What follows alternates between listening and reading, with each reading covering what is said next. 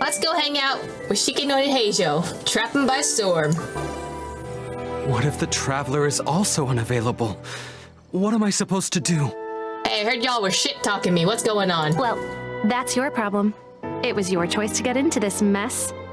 Damn, not that was your problem. What'd you do? What'd you do, buddy? Oh, but fortunately for you, it appears your savior has just arrived. What happened? What do you mean, savior? I would like context? Traveler. Great, you made it. I guess I'm available. What am I offering myself to do? Well, it's not like you were ever really busy to begin with. Hey, I am busy 95% of the time. Rude. Sango. Compared to the Traveler, you're the one who has too much free time. No, I'm very busy. I'm busy standing here. I have to stand here all day. And how's that going for you, buddy? Even if it's a commission you're unwilling to take, your excuse is just pathetic. A commission you're unwilling to take? Yes, that's why I've asked you to come over. Allow me to explain. Sure, okay. A key member of the Tenryou Commission has recently gone missing. No one has seen them, and their whereabouts are currently unknown. Missing? Them? So you're not going to tell me pronouns either. The Tenryou Commission has entrusted us to find this person discreetly because it would be a hassle for them to look for this person openly for a variety of reasons. Okay, but don't you guys have a detective that you can use? Unless the detective's the one that's missing. That's a whole other issue. Their name is... Kujo-sara. That's What? right. The general has gone missing. I'm sorry, Kujo-sana is missing? If the general was really missing, the Tenryou Commission would have flipped Inazuma on its head by now. And do you think they would only commission us for a case like that? Yeah, that seems a little bit suspicious. Like, why is Sada missing? Please ignore Sango's nonsense, Traveler. In fact, the missing person's name is Shikinori Heizou. Oh, so that's why Heizou can't investigate, because Heizou's the ones that's missing. He works as a special detective at the police station. Although his rank is merely a doshin, he is quite competent and held in high regard by the police station.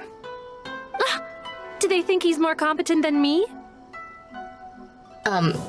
He works directly with the commission, so of course they're gonna hire someone directly related to the commission first. We get that you don't want to help Sango, but could you at least try not to make things more difficult here? Sorry, Traveler. Even though I accepted the commission, as you can see, Sango's less than thrilled to be involved in this case. Is it because there are too few clues, or the pay too low? Nope, not even close. You just don't like the dude? If you really want to know why, it's because I absolutely refuse to deal with that brat's nonsense. That would explain it, but that's a whole ass person missing, so you're not even gonna attempt? The only news that could make me happier than Shikinori has gone missing would be Shikinori has been missing for 100 years. Ooh. Well, shit. Needless to say, Sango and Heizou have a bit of a history. I see what you mean. They're competitors. Well, it's a little more serious than that. According to Sango, Heizou was an obstacle in her path to the Temple of Truth. Like a yappy dog that was constantly in the way. Even though Heizou has a unique personality, he's actually a nice guy. Really, I've learned a lot from him. So I can't just ignore this case, even if Sango doesn't approve. At the very least, I could entrust the commission to someone capable and trustworthy, like you, Traveler. Okay, so I see you're outsourcing me and you're basically the middleman. Huh? No, it's not like that. Listen, I'll pay the entire amount originally promised by the Tenryou Commission, and I'll even personally throw in some additional funds.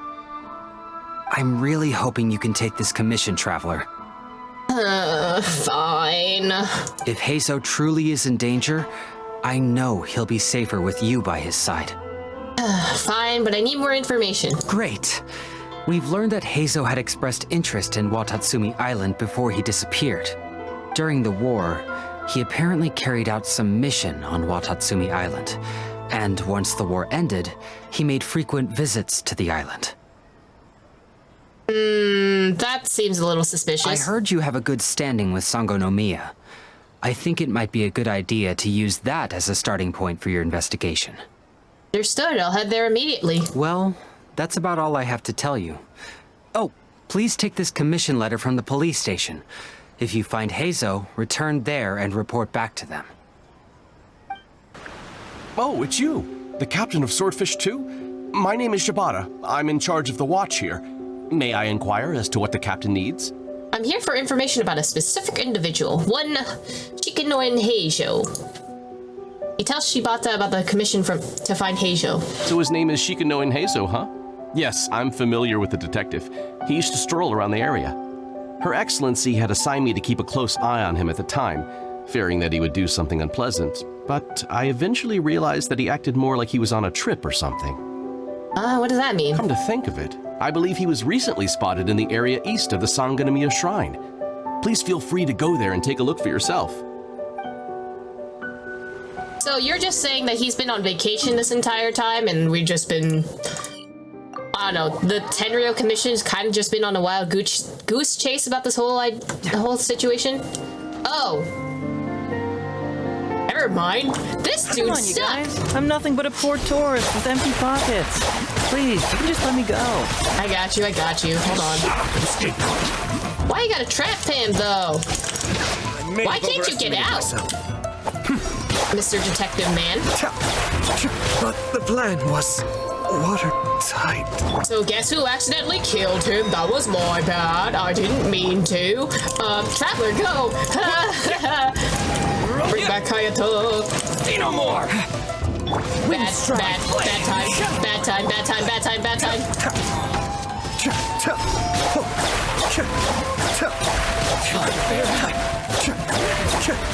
Slice him, dice him, do something, dude. Cascade. It's done. Well, look who it is. Don't need to be so cocky. We just rescued you, dude. I was wondering who could be valiant enough to wipe the floor with these guys so easily. Turns out it was the distinguished traveler. Oh, so you know of me, buddy, huh? Really, I can't thank you enough. Have we met before? Because we definitely did not meet before. Of course I was aware of you long before you arrived in Inazuma. Okay, there. Though the Sakoku decree managed to keep the country locked up, it wasn't able to stop the incredible stories about you. Every day, all of those little stories would come scurrying over to my desk, like files with little feet. I was actually thinking about going to meet you once I wrapped up the business at hand. Who would have guessed that you'd show up first? You're giving me some Kaya vibes right now.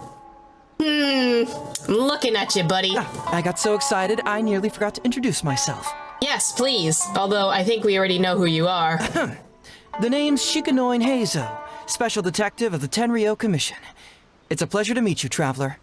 Pleasure to meet you too, buddy. I wish you all the best on your journey through Teyvat, by the way. Oh. Well, I've been commissioned to come and find you. I guess that means I've taken over as the main character in your story today.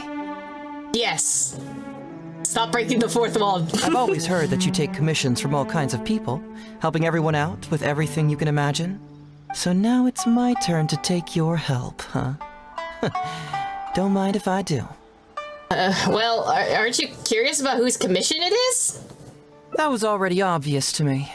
It's no coincidence that you've arrived here. Because that would be the stuff of an epic novel. The two protagonists of the story both travel to Watatsumi Island by chance and cross paths as if by fate. I don't know if he's just, like, this dramatic, or he's just been reading too many light novels. The traveler from afar heroically rescues the weak and defenseless detective from the clutches of the ruthless Nobushi. Okay, maybe he's been reading too many light novels. Traveler, you are so dreamy. Oh, well, yeah, thanks. Unfortunately, though, I don't believe in coincidences. So, guessing you came to me on the police station's commission, didn't you? Yeah, alright there, Sherlock Holmes. I'm a detective. Can you guess what gave it away? Oh man, are we playing Watson? I don't want to do that. But this... I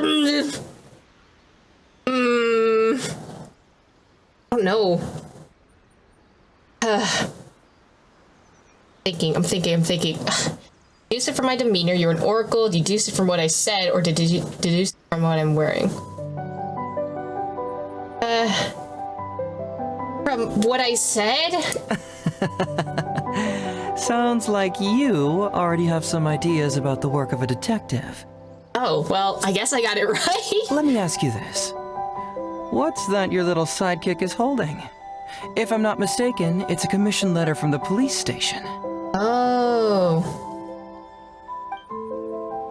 And your little sidekick hastily hides the commission letter she was holding. What?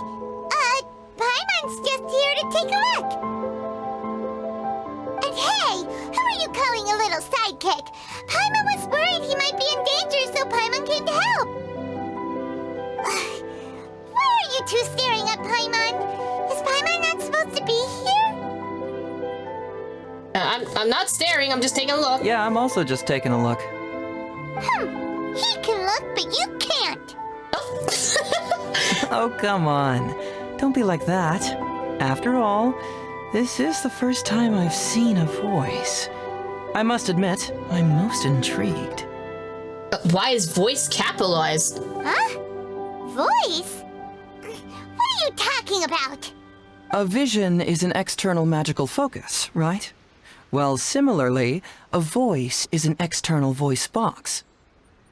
Oh, wait, do you think that I'm another organ? Like Albedo thought? Paimon's a whole separate entity. The Paimon's not one of my organs. I've heard that the Traveler isn't very talkative, but given how chatty you are, you must be his voice, right? We're two separate people. That sounds awful! Paimon's not somebody's voice! Paimon's emergency food! Oh, so you're accepting it, Paimon, huh? You're gonna be your emergency food now? I see how it is. Wait! Paimon's so upset she can't think straight! Paimon is Paimon! How dare you give Paimon such a terrible nickname? Listen, Paimon, you've accepted it. You're emergency food now, buddy. We came here to rescue you, but you actually opened the cage yourself. You were only pretending to be captured by the Nobushi, weren't you? Pretty suspicious if you ask Paimon. Come out with it, mister. What kind of schemes are you up to? Sheesh. For someone who says they don't want to be a voice, you sure do talk a lot. Oops. I love their dynamic right now. It's great. Yeah, I'd also like to know what you're doing here, Detective Heizou. Well, let me think for a moment. Yes, all this started a long time ago, during the war. So this is an ongoing investigation? Is that what you're saying? Kujo Takayuki, who was head of the Tenryou Commission at the time, had secretly asked me to investigate the military capabilities of Sangonomiya. But I had already grown tired of the guy for a while, so I simply treated the trip as a paid vacation. I had heard that Watatsumi Island is really beautiful. As for the mission, I thought I'd just come up with some random excuses or whatever when I reported back. But guess what? The first night I arrived on Watatsumi Island, I had a dream. Are you just misleading me? You're just putting red herrings in my hand. The dream contained only one message, an echo resounding from the depths of the earth that kept ringing in my ears, saying... Alright, you're just being dramatic. Oh. Heizou presses his lips close to you. Something vital is missing on this island.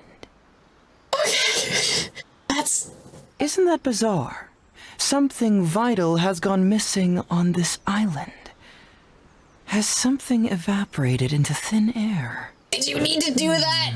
Don't do this to me. Paimon bets it must be something delicious. I don't think so, Paimon. You know, because the soil of Watatsumi Island can't grow crops. There's a shortage of food here.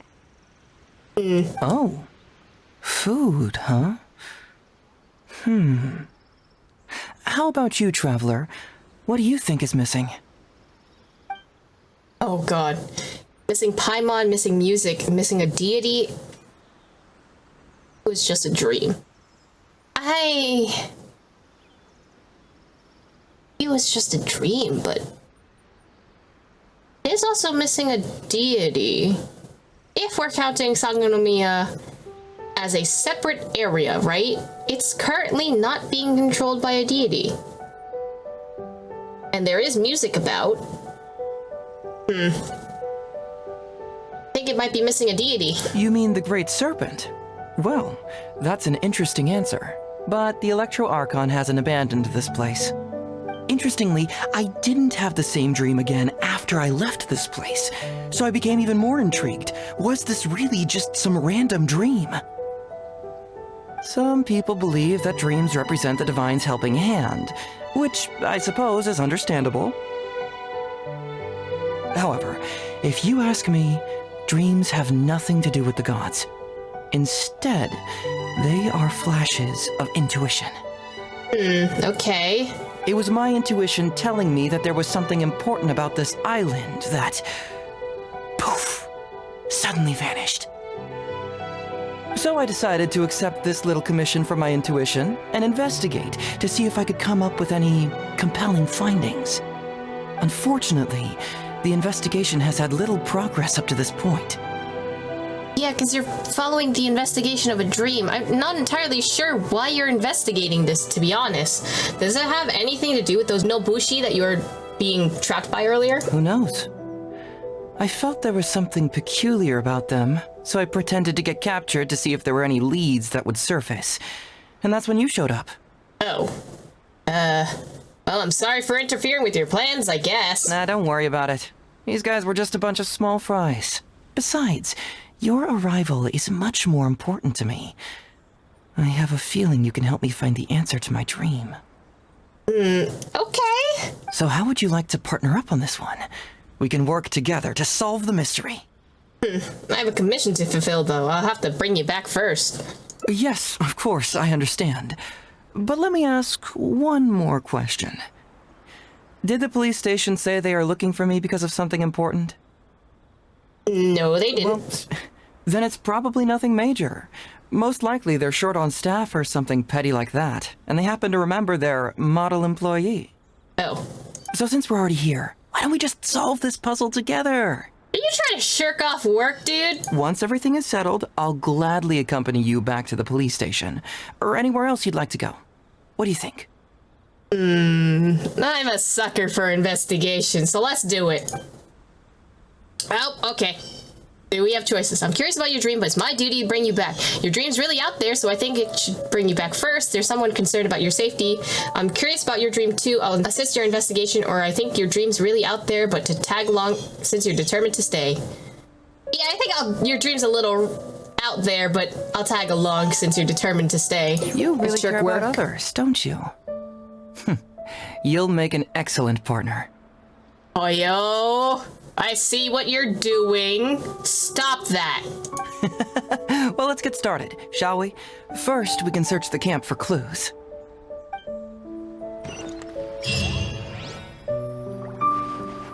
Hey, isn't this crystal marrow? Oh, that's a lot of crystal marrow. Can I have it? Oh, what's the shiny thing? Oh, it's a Sango pearl. Well, we know that Sango pearls can be used to, like, create medicine and other stuff. Crystal marrow is generally used as a pricey object and used for other things, but why exactly would both of these things be here? So, have you found anything? I found a bunch of crystal marrow and Sango pearls, and we can sell them for a high price on the black market. Yes, I've found pretty much the same. And there really are a lot. Aren't these all super expensive? Oh, these must be the valuable things that went missing from the island. That's it. The Nobushi must have stolen them all. I don't know about that. That seems a little too convenient. I don't know if I'd go that far. The Nobushi would be very hard-pressed to find many opportunities to get their hands on commodities like these. Huh? What do you mean? Did the Nobushi gather all this themselves? No, that's unlikely. Crystal marrow is a rare material for crafting weapons, and Sango pearls are an even more precious commodity. And I need too many of those because everyone needs them for ascension materials, apparently. Here's what I think. Due to Watatsumi's poor soil, the island's economy is quite fragile and heavily reliant on the trade of these special resources. So, it's absolutely vital that they keep them under lock and key and well out of the Nobushi's reach. Which means they got lucky with a huge batch like this. My guess is they ambushed a caravan. If we go ask around the Sangonomiya Shrine, we can find out if there have been any recent instances of caravans being plundered. Well, I know someone at the shrine, so follow me. Perfect. I knew you'd be a huge help. Well, duh! The Traveler is Paimon's companion after all. Don't get it twisted, Paimon. Captain, I see you found the detective. And we found a bunch of stuff, so could you tell me if things got missing? Watatsumi Island sure is a beautiful place. I don't think I could ever leave. You can stay as long as you like, granted you don't cause any trouble, that is. Her Excellency has stated that all friendly visitors are welcome. Well, I'd like to know whether any merchants or caravans have been recently reported incidents of stolen goods. Incidents of stolen goods? Not that I'm aware of. Her Excellency has recently launched several measures to boost the economy, including the development of trade routes and establishing our own caravans. Troops have also been deployed to protect them, so it is only reasonable to assume that the current trade routes are already very safe. Any looting or theft would be practically unthinkable. You say this, but does that actually happen on the ground? That's strange. Then where did the Nobushi get those goods from? Huh? You mean you found goods of unknown origin? Yep, and it's all Sango pearls and crystal marrow, so we know it's local. Could there have really been a theft that hasn't been reported? That shouldn't be the case. Well, perhaps you could go ask Todoroki. Listen, things go unreported all the time. I wouldn't be surprised. He's responsible for the caravans and is usually in the village at night preparing the goods. If something has happened, he should know about it. Great. Thank you for all the info. Let's go. Hey, Traveler! It's been a while. I missed you. Why didn't you inform me that you'd be coming over today? I didn't know I was gonna come over today, but Goro! General Goro. You're dismissed, Shibata. You may go about your other duties while I catch up with the Traveler. Goro! Yes, Hi! General Goro. I overheard you discussing a case of stolen goods. Is that right? Yeah. Are you gonna come on the investigation, please? That's right! We found a lot of Watatsumi's valuable products in a Nobushi camp! You give the items you found at the Nobushi camp to Goro. I see. So you've come to ask if we know of any relevant cases. Well, I'm ashamed to say that, yes, the caravans have been plundered. And not just once, I'm afraid. See, people on the ground know their stuff different than the ones in the higher-ups. We had already dispatched additional forces to protect the caravans, yet the crooks still managed to get away with the goods. So the higher-ups don't actually know about all the situation that's been happening on the ground and that shit's been getting stolen, huh? And you're concerned that if this kind of news were to get out, it would undermine the confidence of other caravans. So you didn't make it public, and instead kept the news to only a select few. That's correct. I never expected you to be so concerned about Watatsumi's affairs, Detective Heizou. Just a force of habit, really. As a detective, I notice these kinds of things. Oh, so you two already know each other? Goro's probably the one that was snooping on the hate show the entire time. Actually, I've only heard of Detective Heizou from the soldiers' reports. We've never met in person. Never mind then. Darn it. You're right. Now that you mention it, I've been on Watatsumi Island all this time and still haven't properly introduced myself. Man alive, please forgive me. It's a pleasure to meet you, General Goro. I'm Shikanoin Heizou of the Tenryo Commission. Yes, it's a pleasure to meet you too. I'd like to express my gratitude to you for stepping in and helping recover those goods. Don't mention it. You never know what you'll find when you're out for a stroll.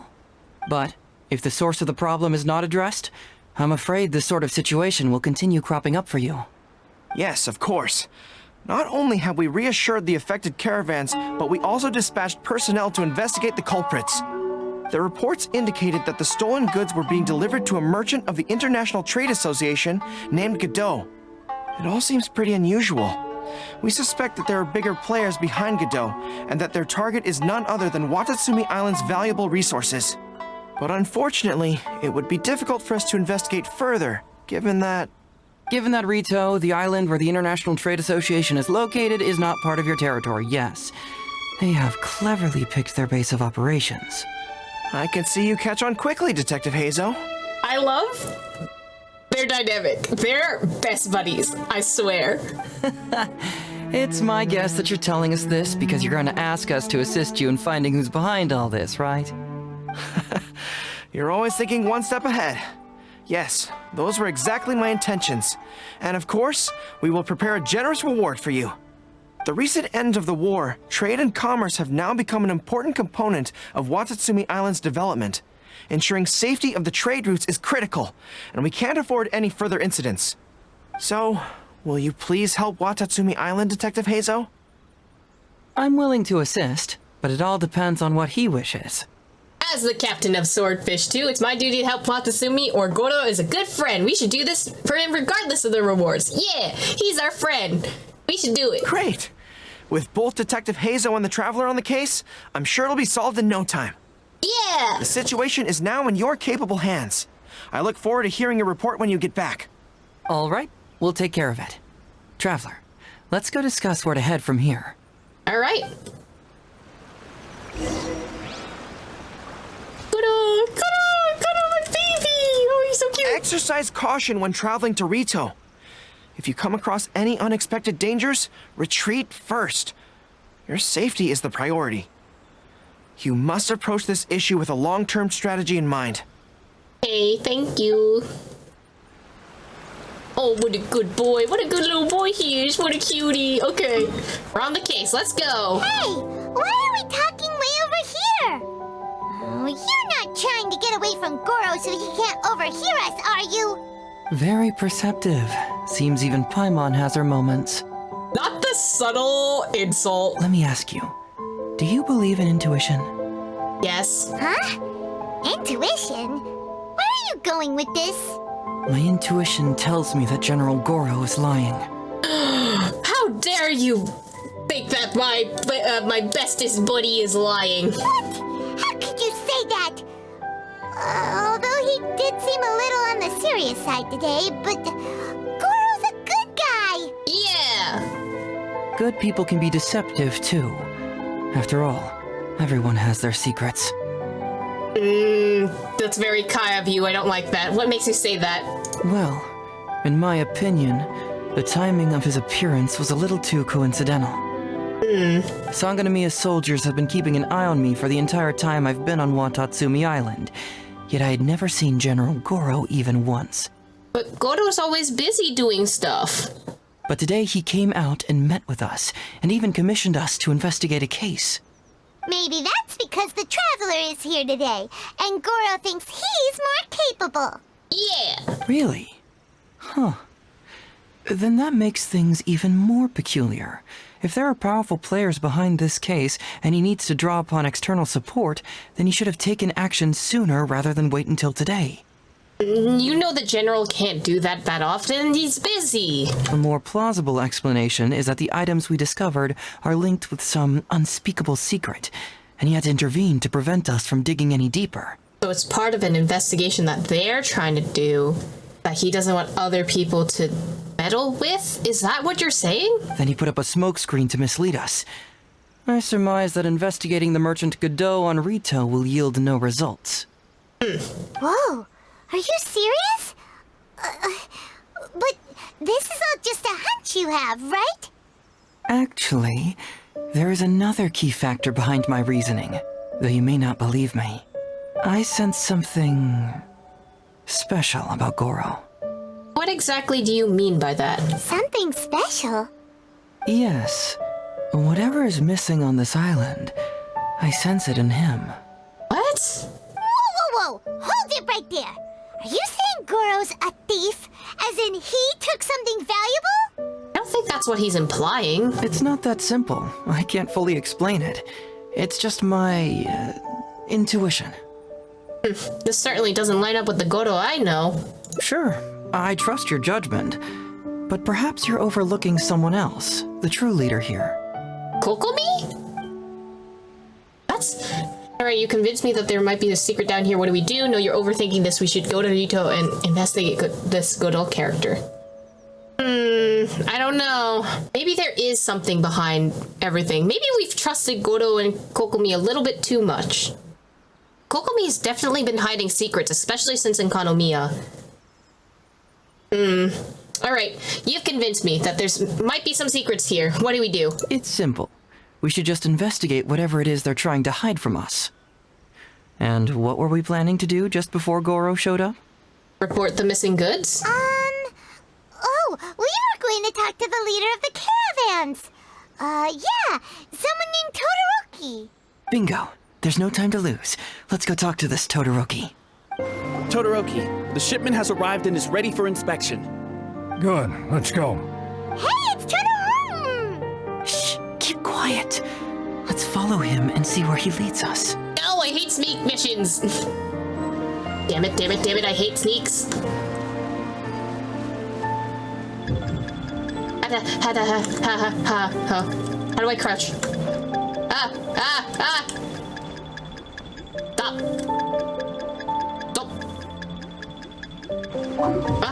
Wow. Sneaky stick. Sneaky stick. You can't see me. Yeah. Not here. You guys going? Also, your shipment arrived? I thought your shipment was taken.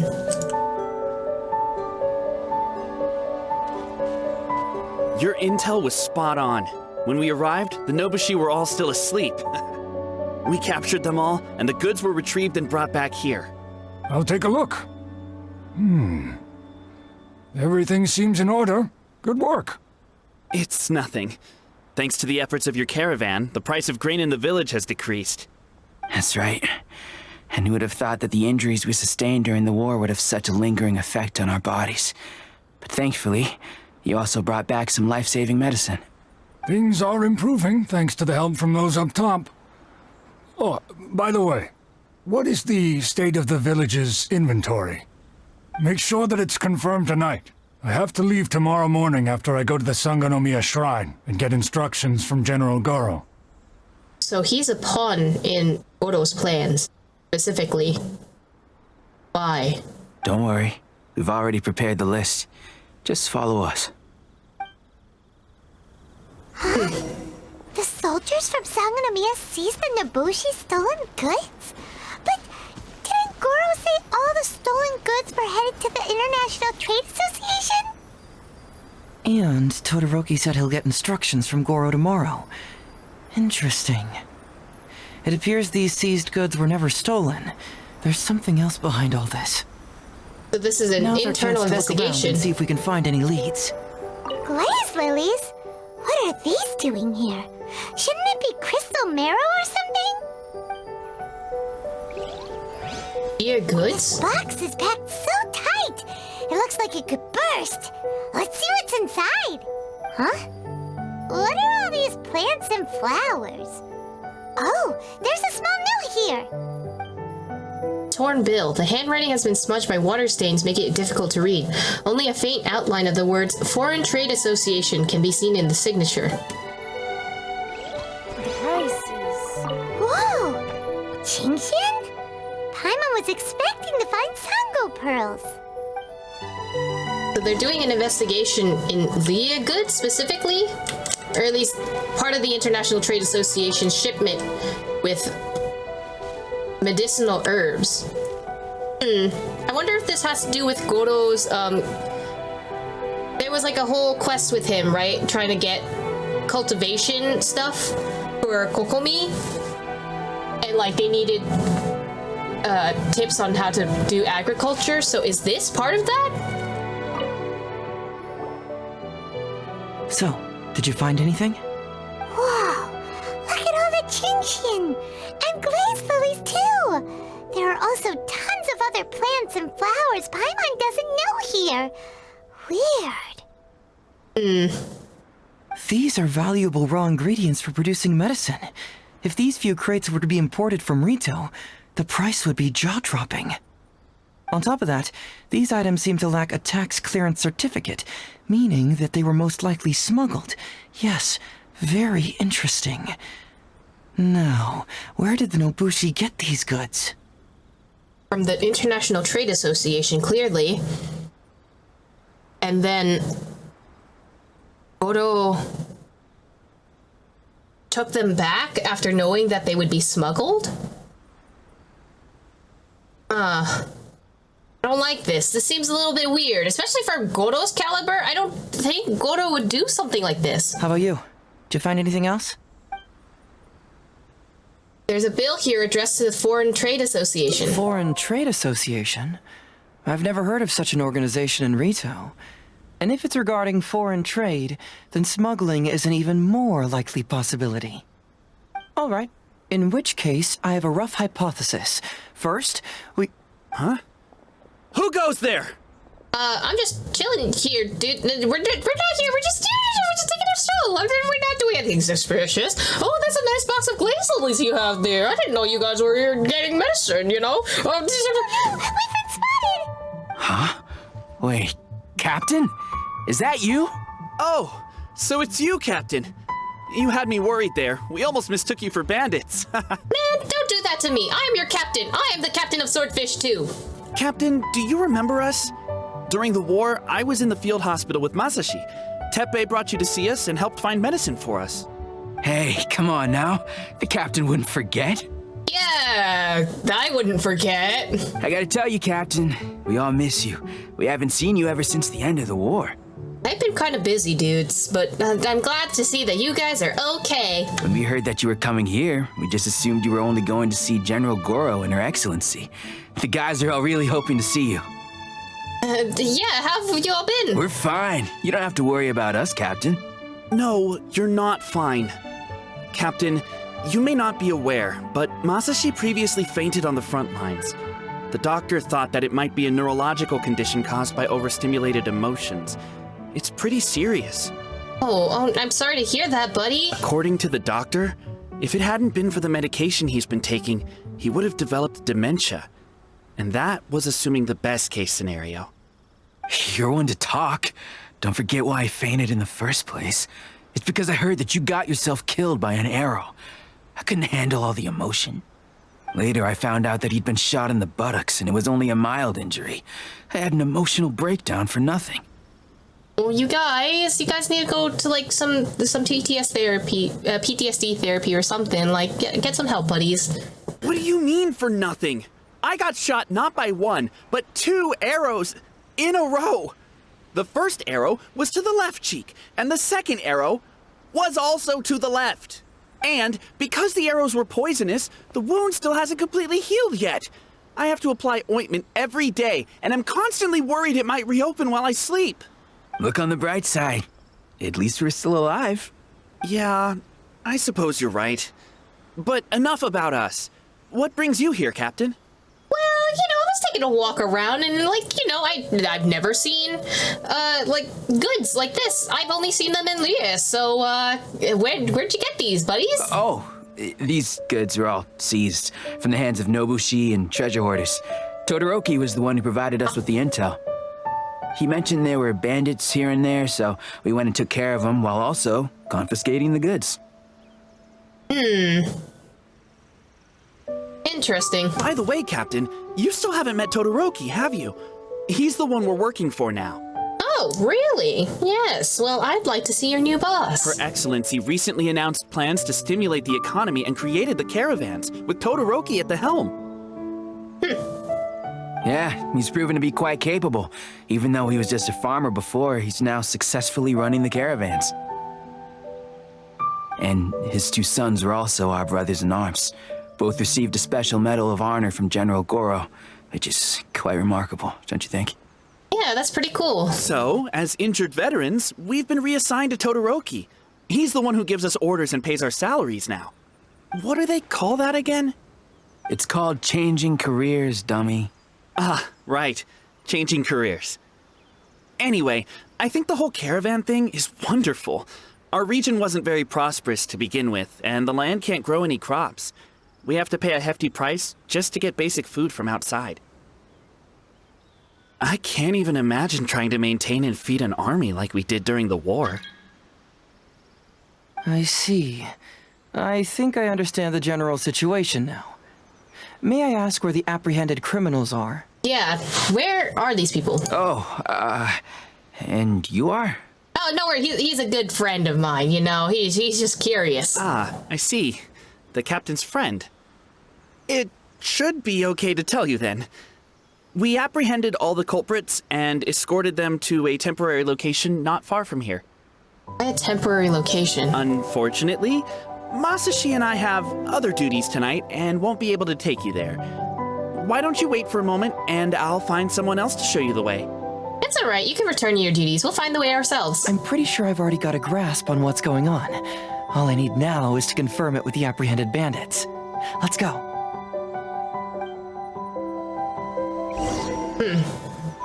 Are you still a little confused? Let me help connect the dots.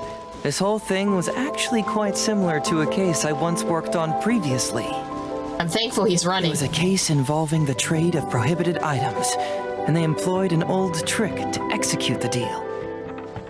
The culprit would first go strolling down the street until they knocked over a pedestrian on purpose, using the opportunity to slip the prohibited goods into the unknowing pedestrian's pocket. Once the intended recipient got word of it, they would find an excuse to harass the same pedestrian before stealing the goods from the pocket. So The pedestrian had no idea what happened from start to finish, and unknowingly functioned as a middleman. So, can you guess who the middleman was in this case? Oh,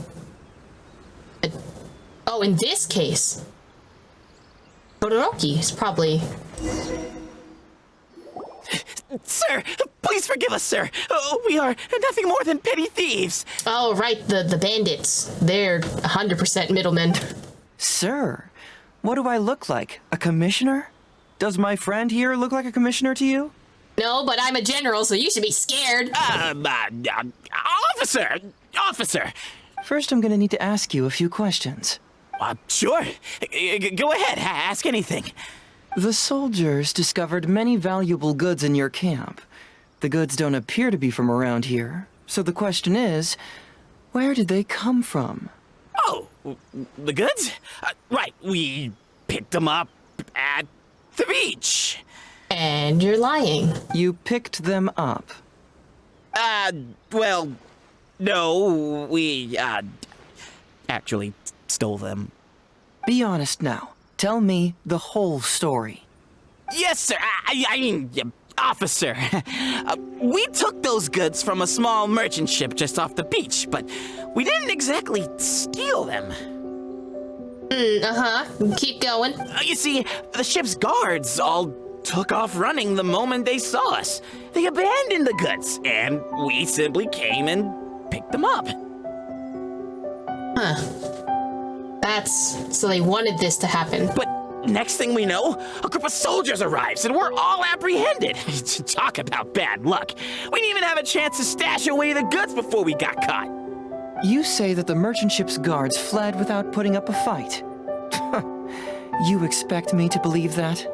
You just assumed they were scared witless and didn't have the guts to fight. I'm not bragging or anything, but our boss is pretty intimidating. With his massive muscle and strength, he can scare anyone. Sure, buddy. You really expect us to believe all this? No, you gotta believe me. Just the other day, we scared off an entire squad of soldiers. When they noticed us, they went running and dropped their goods. I swear. I don't know about that, buddy. He seems a little bit too coincidental. I still remember seeing tons of Sango pearls and crystal marrow in that load. All nice and shiny, too. Oh, it was amazing. Unfortunately, a bunch of pirates came later and snatched those goods. It just happened that our boss had diarrhea that day. couldn't hold off the pirates. This luck of ours. I think you're being played, buddy, by your own boss. Wait a tick. Pirates? Yep, no doubt about it. They came on a massive ship, and their captain was a pretty lady with an eye patch. We had no idea how powerful she was. So it's Beto. So that explains all the goods from Lee. It was like boom, boom, thud. Only took 3 hits before she knocked out the boss. A pretty lady with an eye patch? So Beto's also a part of this. Does this description remind you of someone, Paimon? Just one of our friends. No! Doesn't remind Paimon of anyone. Okay. And how about you? Yeah, me neither. Come to think of it, all pirates wear eye patches. Really? Okay, I'll take that as a no, then. You're suspicious of me. I know you know. It appears that the situation is just as I suspected. Todoroki is striking a shady deal with a group of pirates, while General Goro appears to be assisting with the cover-up. What? How could that be? They need the resources, so I guess if it's the only way that they can get medicine. Todoroki said that he'd be going to Sangonomiya early tomorrow morning to get Goro's instructions before the caravan leaves. Now is the time to address any doubts you may have. Tomorrow morning will be our moment to confront them. Hopefully, my final question will be answered then as well. Your final question? The question of what important thing this island is missing. I can feel some connection to the question in Goro, Todoroki, and even to Kuda and Masashi. Hopefully, we'll finally have an answer tomorrow. Let's get some rest. I'll see you at Sangonomiya tomorrow morning. I mean, they are missing the ability to grow plants. Oh, officer, don't forget to tell the officials how cooperative we've been. Please put in a good word for us. I mean, you all are just pawns in this grand scheme of this. I think there's something going on. I think the thing that's missing is the fact that they can't grow medicine, and they need so much medicine, so maybe that's what's going on? Who are you? We're friends of the General, you know. Hello, Todoroki. I'm Shikanoin Heizou, Special Detective of the Tenryou Commission. I believe you've been manipulating large-scale illegal trades for some time now. Mind if we talk about that for a bit? You can't just go around spewing such nonsense, young man. Can we spew it if we have evidence? And what if I'm not talking nonsense? Ridiculous. I don't have time to listen to this. Get out of here, you little brat. I know I'm on the younger side compared to you, Todoroki, so I'm sure you must have heard the old saying. Off the scale, some goods only weigh a couple pounds, but on the scale, they weigh more than 1,000. So the question is, do you want to put your goods on the scale or not? What are you trying to say? Well, nothing. All I want to hear is you personally confirming what we already know to be the truth. Masashi! Tokuda! Arrest these people! You can arrest me, the captain of Swordfish 2. How dare you? Todoroki, what's wrong? Who dares to cause trouble at Sangonomiya Shrine? Huh? Wait, it's... Captain? What are you doing? Investigating a plot. These crooks are trying to pry into the secrets of Watatsumi. We mustn't let them go. Crooks? You're gonna call the captain of Swordfish 2 a crook? How dare you? But, no. There must be some kind of misunderstanding. Todoroki, this is the captain of Swordfish 2, one of our own. It doesn't matter who they are. Remember what General Goro told you? The long-term goal of Watatsumi is to revive its trade and commerce. And since you have been assigned to work with me, it's my orders that count around here. We'll see about that. I don't care if they were your captain. Would you dare disobey orders? Would you disobey my orders? what do we do? Well, what are you waiting for? If you want to put up a fight, we can fight right here, right now. Come on, 1v1 me, Todoroki. All right, I see how it is. If you two won't do it, I will. This'll be interesting. I really hoped it wouldn't come to this. But here we go. Wait! Everyone, stand down! Goro, I'm gonna need you to take a few steps back and explain what the hell is going on. General Goro! You're here. My apologies. Traveler, Detective Heizou. I wasn't telling you the truth. Yeah, we kind of figured that out, buddy. I can't believe you lied to me. Todoroki, the Traveler here is the hero who saved Watatsumi Island. Without him, Watatsumi Island would never have found the peace it has today. We mustn't raise our weapons against him. You lied to me! How could you be so naive, General Goro? If we let them go free, then who's to say the Shogunate won't come after us tomorrow? If the Shogunate decides to investigate, we won't be able to hide the truth. I wouldn't allow them to take you, Todoroki. Let's not kid ourselves. If going to jail could solve the problem, I would go and turn myself into the Tenryou Commission right now. The question is, what are we going to do with the goods? Will you be able to keep them? Not to mention the chance of astronomical fines. Can you afford that? Goro, we both know that Watatsumi Island is a barren land. Plant 100 radishes here and maybe only 3 would grow. And those 3 combined would still be smaller than just 1 carrot imported from elsewhere. You can't grow food or medicinal herbs here, and if we buy them from Rito, we pay exorbitant taxes. My eldest son died fighting on the battlefield. But do you know how my second son died? He died because there was no medicine to treat him. You awarded both of them medals of honor, but did that save their lives? Can medals heal Tokuda and Masashi's wounds? No. It was the medicine that I got that saved their lives. If we detain them today, the Shogunate will never know what we've done. Besides, they're only a few months away now. We will set them free once the new bill is passed in just a few months, and everything will be okay. None of what happened here will be mentioned again, and life on Watatsumi Island will continue to improve. I understand, Todoroki, but they won't...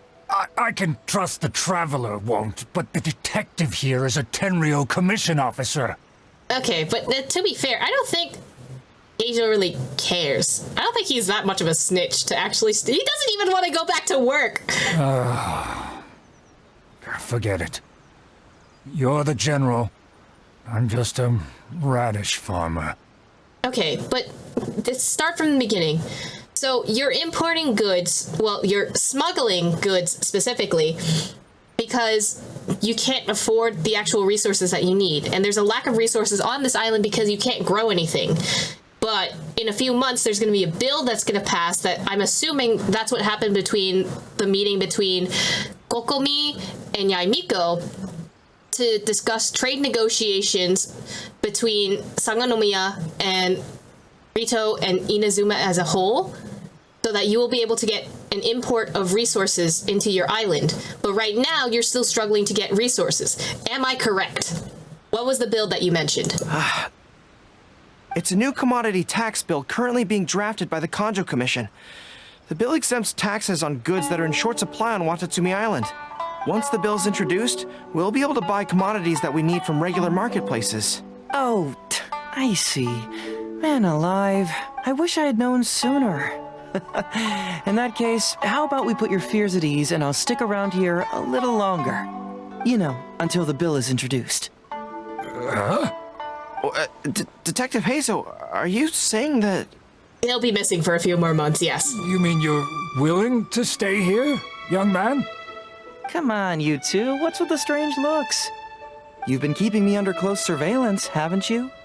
Surely you must have noticed that aside from being a detective, I'm also an ordinary tourist who likes to enjoy good scenery. And has been ignoring orders from the Tenryou Commission to actually investigate your island. I believe that after the new commodity bill is passed, there will be more and more traffic between the two sides, and more people will be coming to visit Watatsumi Island. I have to take the opportunity now and enjoy this place while I still have it all to myself. Before long, tourists will start pouring in.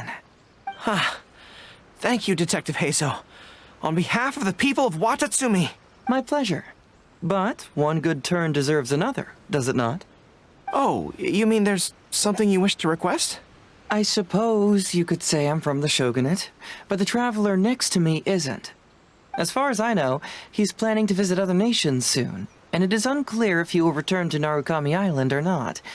Therefore, there's no need to limit his freedom, right? Heizou, you don't have to do that to me, buddy. You don't have to do that. I'm sure no one else will hear of what happened today. Am I right, traveler? Yeah, nothing. I'm not gonna say shit.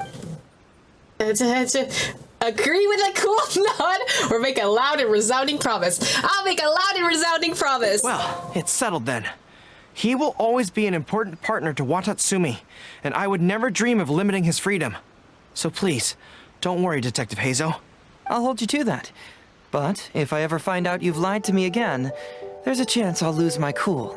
Yeah, don't lie to us again, Goto. How dare you? I'm sorry for not telling you the truth earlier. It's a serious matter, and I didn't want outside parties to become involved. But today, I realized my poor judgment. How could I possibly hide anything from Detective Heizou and the Traveler? I'm glad you understand now. But, in all honesty, I'm the one who should be thanking you. It's because of you that I was finally able to reach an answer.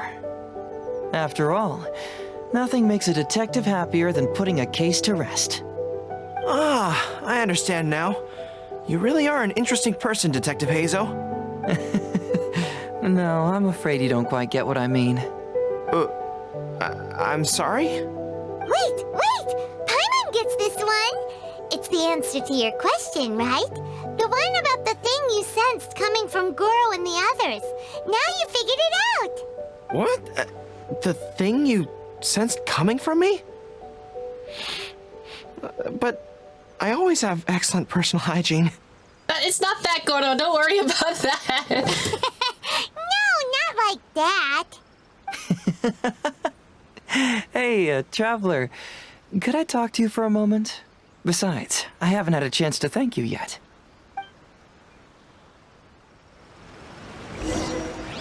What do you gotta say, Goto? How dare you lie to me? I apologize again for not being completely honest with you. I truly am sorry, but I had to do it. I thought you trusted me. I thought that we were besties. How dare you? I understand. By the way, does Kokomi know about all this? Ah, yes, Her Excellency. Well, let's just say that the war brought many terrible things while also forcing us to learn a lot. Right, but that still doesn't answer the question. Well, aren't you curious about who's been pushing for the new commodity bill? It certainly isn't the Kanjo Commission, because it doesn't immediately benefit them. And we don't have any connections there. Yeah, it's kinda as if the gods suddenly appeared to offer you a divine hand. Yeah, the gods. I was invited to attend the Iridori Festival on Narukami Island with Her Excellency a while back. Yeah, and then you guys had a discussion with Miko to get the trade agreement. Oh, that's... The discussion with Yai Miko was for the commodity bill. At the festival, I waited in the marketplace while Her Excellency... Went to see Lady Yai. Yeah, she went to the Kanjo Commission to see Lady Yai, purportedly for a book review, but there were other items on the agenda too. The meeting wasn't made public.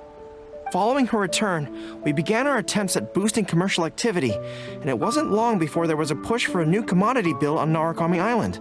So, what do you make of it? Do you think Her Excellency knows about this? I don't need to answer that question. We both know.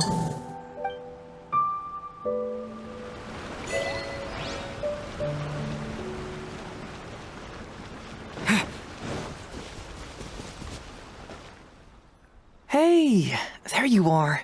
Come here, look. It's beautiful, isn't it? Watatsumi Island. It's remarkable how such a barren land can give life to such wonderful and stunning scenery. To be honest, I am grateful to you for this trip.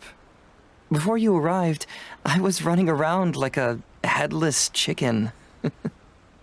Even if I happened to find out what was going on here, I wouldn't have been able to uncover any concrete information without you present. I'm just sorry that I promised I'd accompany you back. It appears that I won't be able to do so for the time being. So please, cover for me in the meantime, okay? Have you really decided to keep the whole thing a secret? It's all in the past now. Let's just chalk it up as an intriguing experience I had on my trip here. Besides, that's not what I wanted to investigate anyway. So you found the answer you were searching for? Yes. Everyone you led me to and everything they said brought me closer to the answer. And now I finally get it. Watatsumi Island is an ancient land where the soil is poor and many crops do not grow because it's lacking a certain thing. But what the inhabitants of this land do have is bravery. They were courageous enough to stand up and resist the gods and accomplish what they knew could not be done. This is yet another instance in which that certain thing shines. That missing element. That certain thing is what I sensed present in Goro, Todoroki, Tokuda, and Masashi. Don't tell me it's determination, because this is about to get very Undertale up in here. Which is the true vitality of this land. I guess I was mistaken when I declared that something was missing. That something from this island had evaporated into thin air. Because even something that evaporates is not gone. It's still there, just in a different state of being. When water is heated by fire, it evaporates and eventually finds its place in the sky. Similarly, when the land was harmed, its vitality evaporated and eventually found its place among the inhabitants. This is the final answer I've been searching for. Anyway, thanks again. You know, even though we just met, I wish you could be my partner all the time. Call me Grady, I guess. Oyo, I see what you're doing. Stop that. But, of course, I know that's impossible. You have your own journey to complete. So I'll just keep doing what I can. Hopefully keeping my memories from evaporating safe and sound in my mind. That way, I'll always be able to remember these beautiful things. The beauty of Watatsumi Island. The people who are full of life and vitality. And you two, who are by my side. Oh, memories do not evaporate. The journey will end, but the memories will still remain. Oyo, you slippery bastard. How dare you make another flirtatious character? Don't do this to me, Hoyoverse. I see what you did, especially with that birthday art. I think there's another route. The dream's really out there, so I think I should bring you back first. There's someone concerned about your safety. Someone concerned about my safety? Then it must be Ryuji, right? I suppose if you insist. All right, I'll accompany you back to the police station first. We can discuss the issue of Watatsumi Island later. Oh, look who showed up. Heizou, you're finally back. Listen, if you took any longer to come back, everyone at the police station would be toast. You say that every time I come back, Uesugi. However, something does feel a little unusual about the police station this time. Come on, would I ever lie to you? Madame Kujo-Sara is here, and she's on the warpath, so be on the lookout. What's that lady doing here? Oh no. Doshin Shikanoin, I see you finally returned. Please, enlighten us. What have you been doing recently? We were hanging out. Okay. I was just out investigating a case. Don't give me that. I checked the records here. You didn't take any cases. Well, you could be investigating, you know, on the DL, you know? Actually, it's a case of personal relevance to me. These two can attest to that. Traveler? Paimon, what are you two doing here? We were investigating with him, you know, on the case that he was talking about. We're the ones who brought Heizou back. Yeah. Brought him back? Can someone please explain? We were investigating something, and then we brought him back. That's all you need to know. Well, Madam Kujo-Sara, because we couldn't locate Doshin Shikanoin, we commissioned Detective Ryuji from the detective agency. Shortly after, Ryuji returned to tell us, that he had given the commission to the Traveler, and then... It used to be that the Tenryo Commission assisted others with disappearances, but it seems these days others are now assisting us. You've done it this time, Shikanoin. I think I've really seen it all. I mean, is it really so unusual for officers and citizens to assist one another? Well, actually, he did seem to be investigating a case, so I can attest to that. Yeah, it was kind of weird, but it was definitely an investigation. He even pretended to be captured by Nobushi and treasure hoarders. Oh? Is that so? Well, since you are testifying for him, I suppose I won't ask any more questions. You sound sarcastic. But since you're here, I have an extra favor to ask. Oh? What's that? I'd like you to be Shikanoin's temporary supervisor. It'll be your duty to ensure that he handles his case properly, and that he doesn't disappear and neglect his work again. Man, am I as butt? Are you paying me? I'll be sure that the police station prepares the appropriate compensation. Fine. I guess I wasn't doing anything. I guess I'll be Heizou's boss. Yes, Traveler. I'm sure we'd all really appreciate it. You cast a quick, inquiring glance at Heizou. Heizou seems to be happy with the idea. Don't give me that laugh. Fine. Understood. Leave it to me. You should thank the Traveler this time, Doshin Shikanoin. Otherwise, I don't think I would have let you off so easily. Here, take this letter of complaint. It's written against you. Please consider carefully what to do with it. I do not wish to see another one. Understood? Huh? Someone filed a complaint? That can't be right. Why would there be a complaint letter? I mean, unless it's from Sada to him, but... You must not be doing your job properly, and now you're attracting complaints. No, it really doesn't add up. You two don't get it. Although Madam Kujo-Sara just made some harsh remarks, we all know that Heizou-senpai is a real whiz when it comes to cracking cases. He's the biggest asset in our team. To be fair, even biggest assets can also get complaints sometimes. Some people just want to write complaints. I would know. Several leaders have risen through the ranks as a result of his achievements. He's definitely no slacker. Then he must have gotten himself into some kind of trouble. Well, let me see what's the deal here. Oh, and since you agreed to be my temporary supervisor, you'll find the desk where new case files are kept right over there.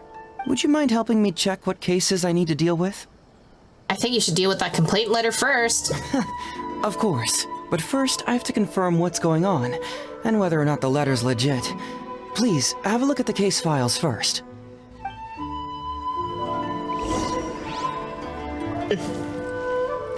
Interesting. Even Doshin Shikanoin can receive a complaint letter. This is quite unusual. Who could possibly lodge a complaint against Heizou? It's not easy being a Doshin. So y'all just have your office out in the open? Let's see who's complaining about me here. Alright, what cases need to be investigated? The Prince of Mischief in Hanamizaka. There's a slacker who claims to be the Prince of Mischief terrorizing Hanamizaka. Children have reported been losing valuables in the area, the bulk of which are Onikabuto, Genius Invocation TCG cards, and so on. What? Not him again. Ito. Oh, what does Paimon have to say? I wanted to talk to Paimon! The beloved dog Eastern Express reportedly went missing late in the night. The owner discovered 12 canine footprints of varying sizes in the courtyard, leading to the initial assumption that the crime was carried out by a team. Who would give a dog such a strange name? We've met stranger named dogs. Oh, I can't talk to Paimon, damn it. An approval reply for Heizou talks fraud. Police station. Your application for the public awareness campaign, Heizou Talks Fraud, has been received. Following review, your station has been authorized to run the performance with Shikanoin Doshin in charge of related work, the headquarters of the Tenryou Commission. Heizou Talks Fraud? What's that? Sounds interesting, whatever it is. Is he doing like a seminar for like fraud cases? No, let me talk to Paimon. It didn't let me select Paimon. Boo. So, have you gone through the case files? Is there anything that caught your eye? Well, I'm more concerned about the complaint letter lodged against you, to be honest. I'm afraid this won't be an easy task.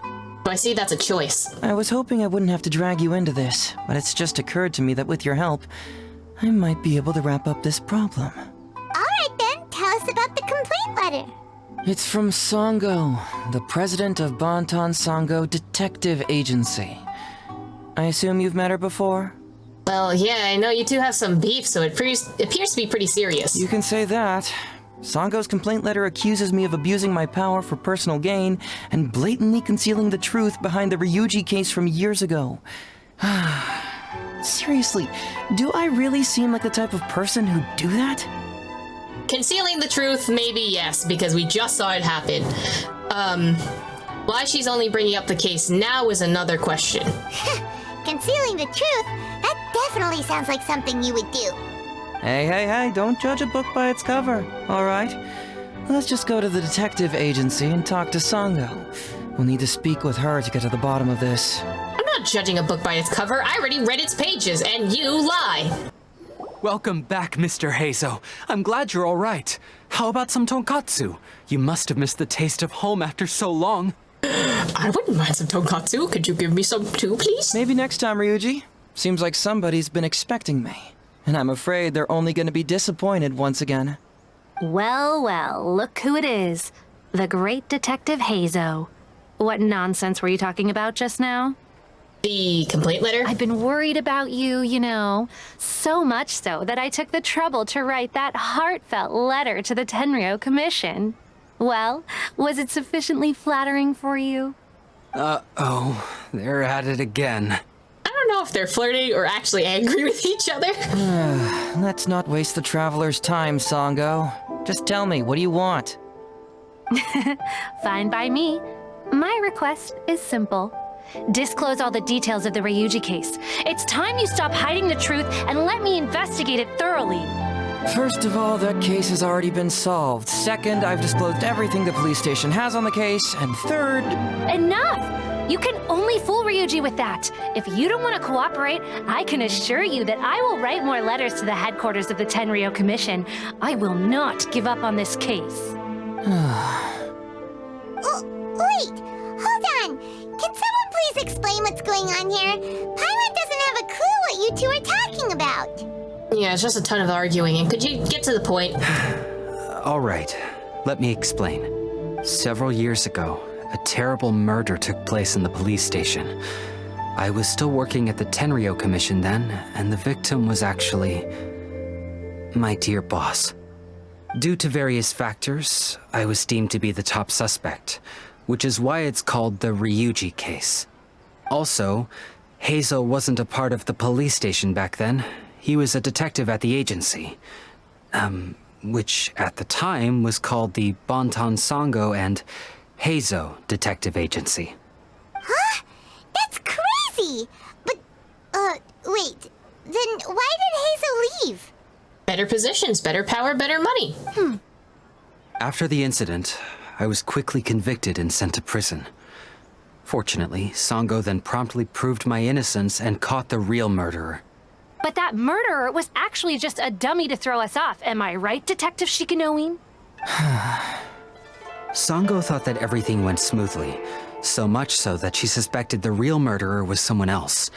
Of course, Detective Heizou was also helping with the investigation, but after a long time, he still came up empty-handed. Later on, he decided to join the police station to continue his investigation on the inside, which is why he left the detective agency. Ha! That's what I thought too. I was foolish enough to believe that Detective Shikanoing and I shared a common goal. But I was wrong about him. He has no sense of loyalty at all. He just wanted to become an official as a means of gaining fame and fortune. I don't know about that, Sangos. He doesn't seem to be the person to just be, you know, trying to gain fame and fortune. In fact, he seems to be doing the opposite of that. Come on, stop exaggerating. Let me set the record straight here. First, I joined the police station long after that murder case happened, and it had nothing to do with any inside investigation. That's just somebody's wishful thinking. Second, purely out of curiosity, I did investigate the case later from within the police station. My conclusion was that the suspect Sango had caught was in fact the real murderer. And lastly, when Sango didn't buy my conclusion and asked me to disclose all related case files from the police station, I did exactly as she asked. I didn't hide anything. He's lying right through his teeth. That's it. I want this to end once and for all. Since the Traveler's my supervisor today, they have complete access to all the police station's files. If he's willing to help re-examine the case and arrives at the same conclusion that I did, then you won't have to doubt me anymore. Whoa. Huh? Unless you don't trust the Traveler. Come on, say it. No, to be fair, we haven't investigated a whole lot together, but, you have a right to not trust me. It's not about whether the Traveler's trustworthy. I'm just wondering if you will interfere somehow. The thought never even crossed my mind. You have to swear that you will not mislead the Traveler by any means, and let him investigate the truth on his own. No problem. Cross my heart, hope to die. Well, Traveler, are you willing to help me with this? Will you agree to re-examine the Ryuji case and find the truth? You can bill me later for however much you'd like as compensation. This seems petty and stupid, and I understand why Yanfei has a giant fear of petty cases. But fine, I'll do it. Really? However much they want? Money is valuable, no doubt. But pursuing the truth is the reason I started this agency. The Ryuji case is the only case I failed to solve. I am willing to give you anything. No need. A simple thank you will be enough. I'll do my best. All right. I'm counting on you, Traveler.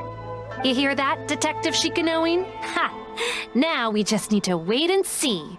All right, I got it. No need to keep yammering like that. You'll scare the kids next door. Come on, let's go back to the police station.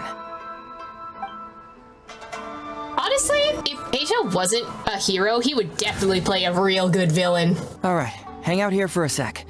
I need to go to the archives to get the case files. For now, why don't you go and chat with Yoriki Owada over there? He worked on this case too back in the day.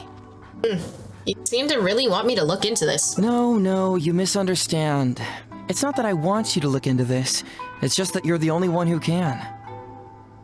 Oh, what do you mean? You're the only one I can think of who Sango would ever believe. She trusts in both your qualities and abilities, so I hope your findings can finally convince her and put an end to this whole thing. All right, if you trust me that much. Sure, she's just writing complaint letters for now, but who knows what she will do in the future. All right, I'll go get those case files. You go ahead and talk to Yoriki Owada for a while.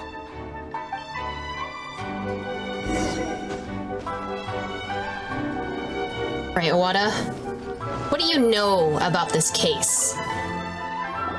Oh, hello there. Heizou sent me to talk to you about the Ryuji case. Ryuji case? So you want to reinvestigate that one? That was several years ago now, but I still remember it clearly. It's pretty hard to forget something like that. Especially when the victim was the head of this police station. His name was Takatsukasa Isamu, the younger brother of Takatsukasa Susumu, head of the Takatsukasa clan. He was really one of a kind. Decisive, brave, and smart. He was much younger than me, and already had quite a reputation. I'm sure he would have gone far in the Tenryou Commission, if only he was still alive. What a shame. Who would have guessed someone was plotting against him? They said Ryuji was a top suspect, though. People will believe anything they hear. Everyone in the police station knew that Ryuji saw Takatsukasa Isamu like a father. Ryuji was an orphan, you know. Before he joined the station, he had been taking odd jobs here and there.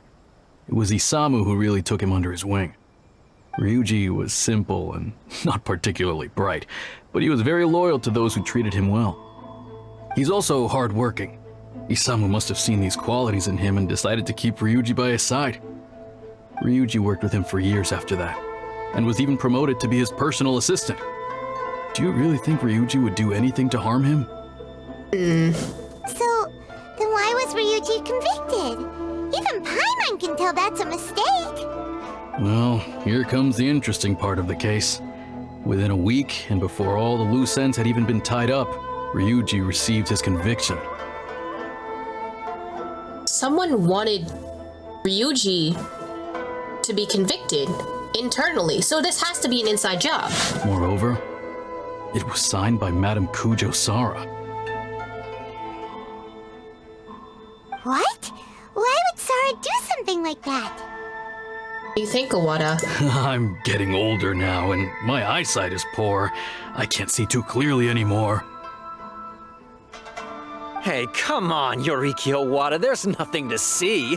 It's obvious that the Kujo clan did it. You can't just go around saying things like that, Wisuki. Those were just hearsay. There was no evidence.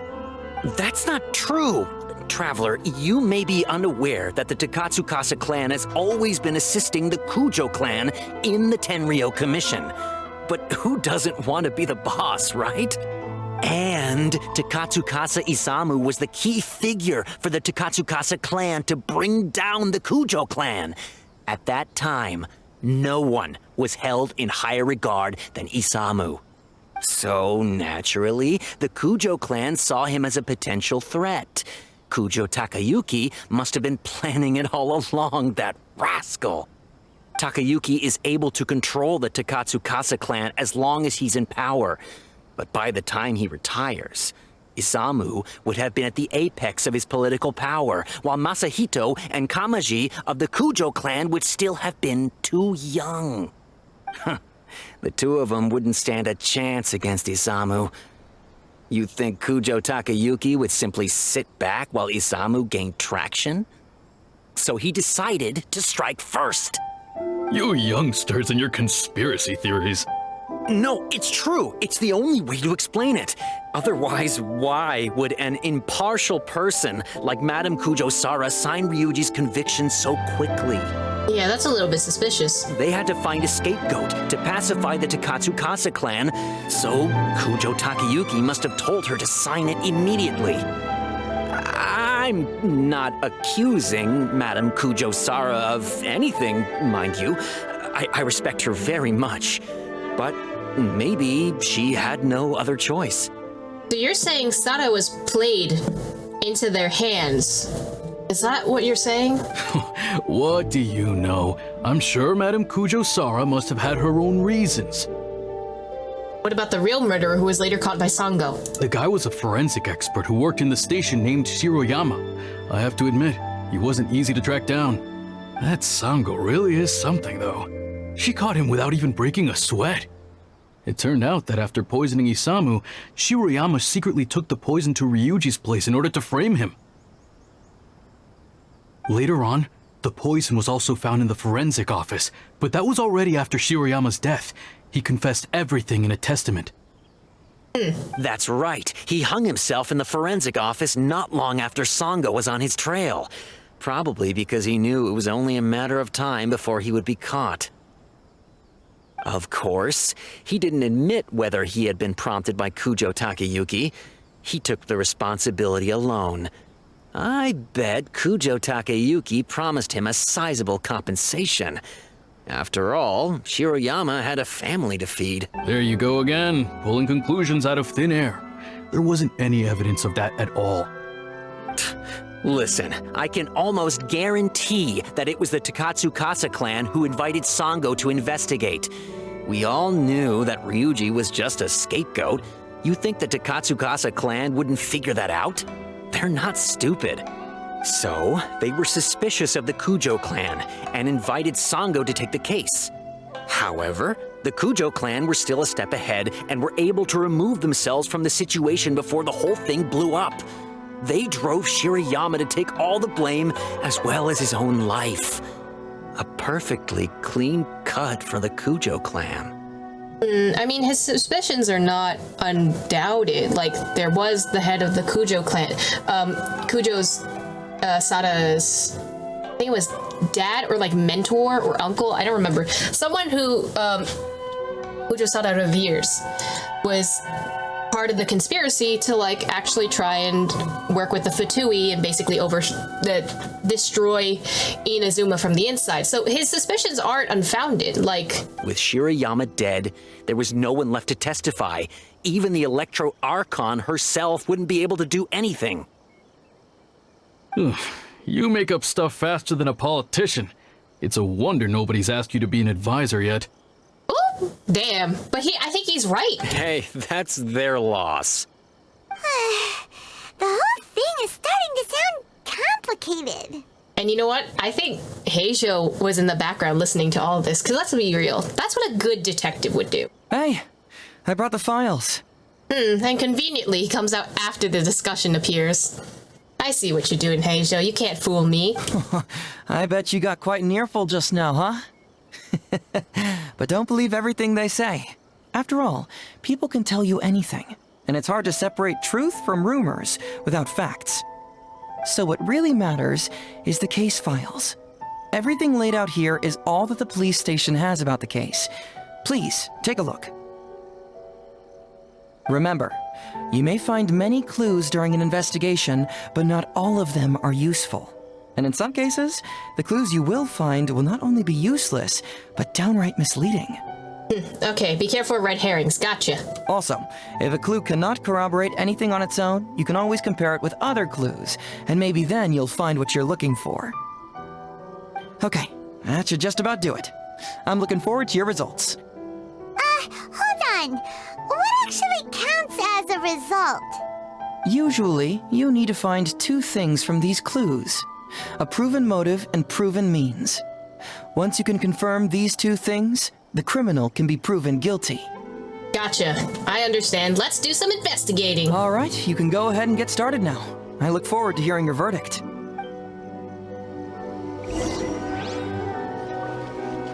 Right, what do we have to look at? Okay, there's a lot of cases involved. Let's go.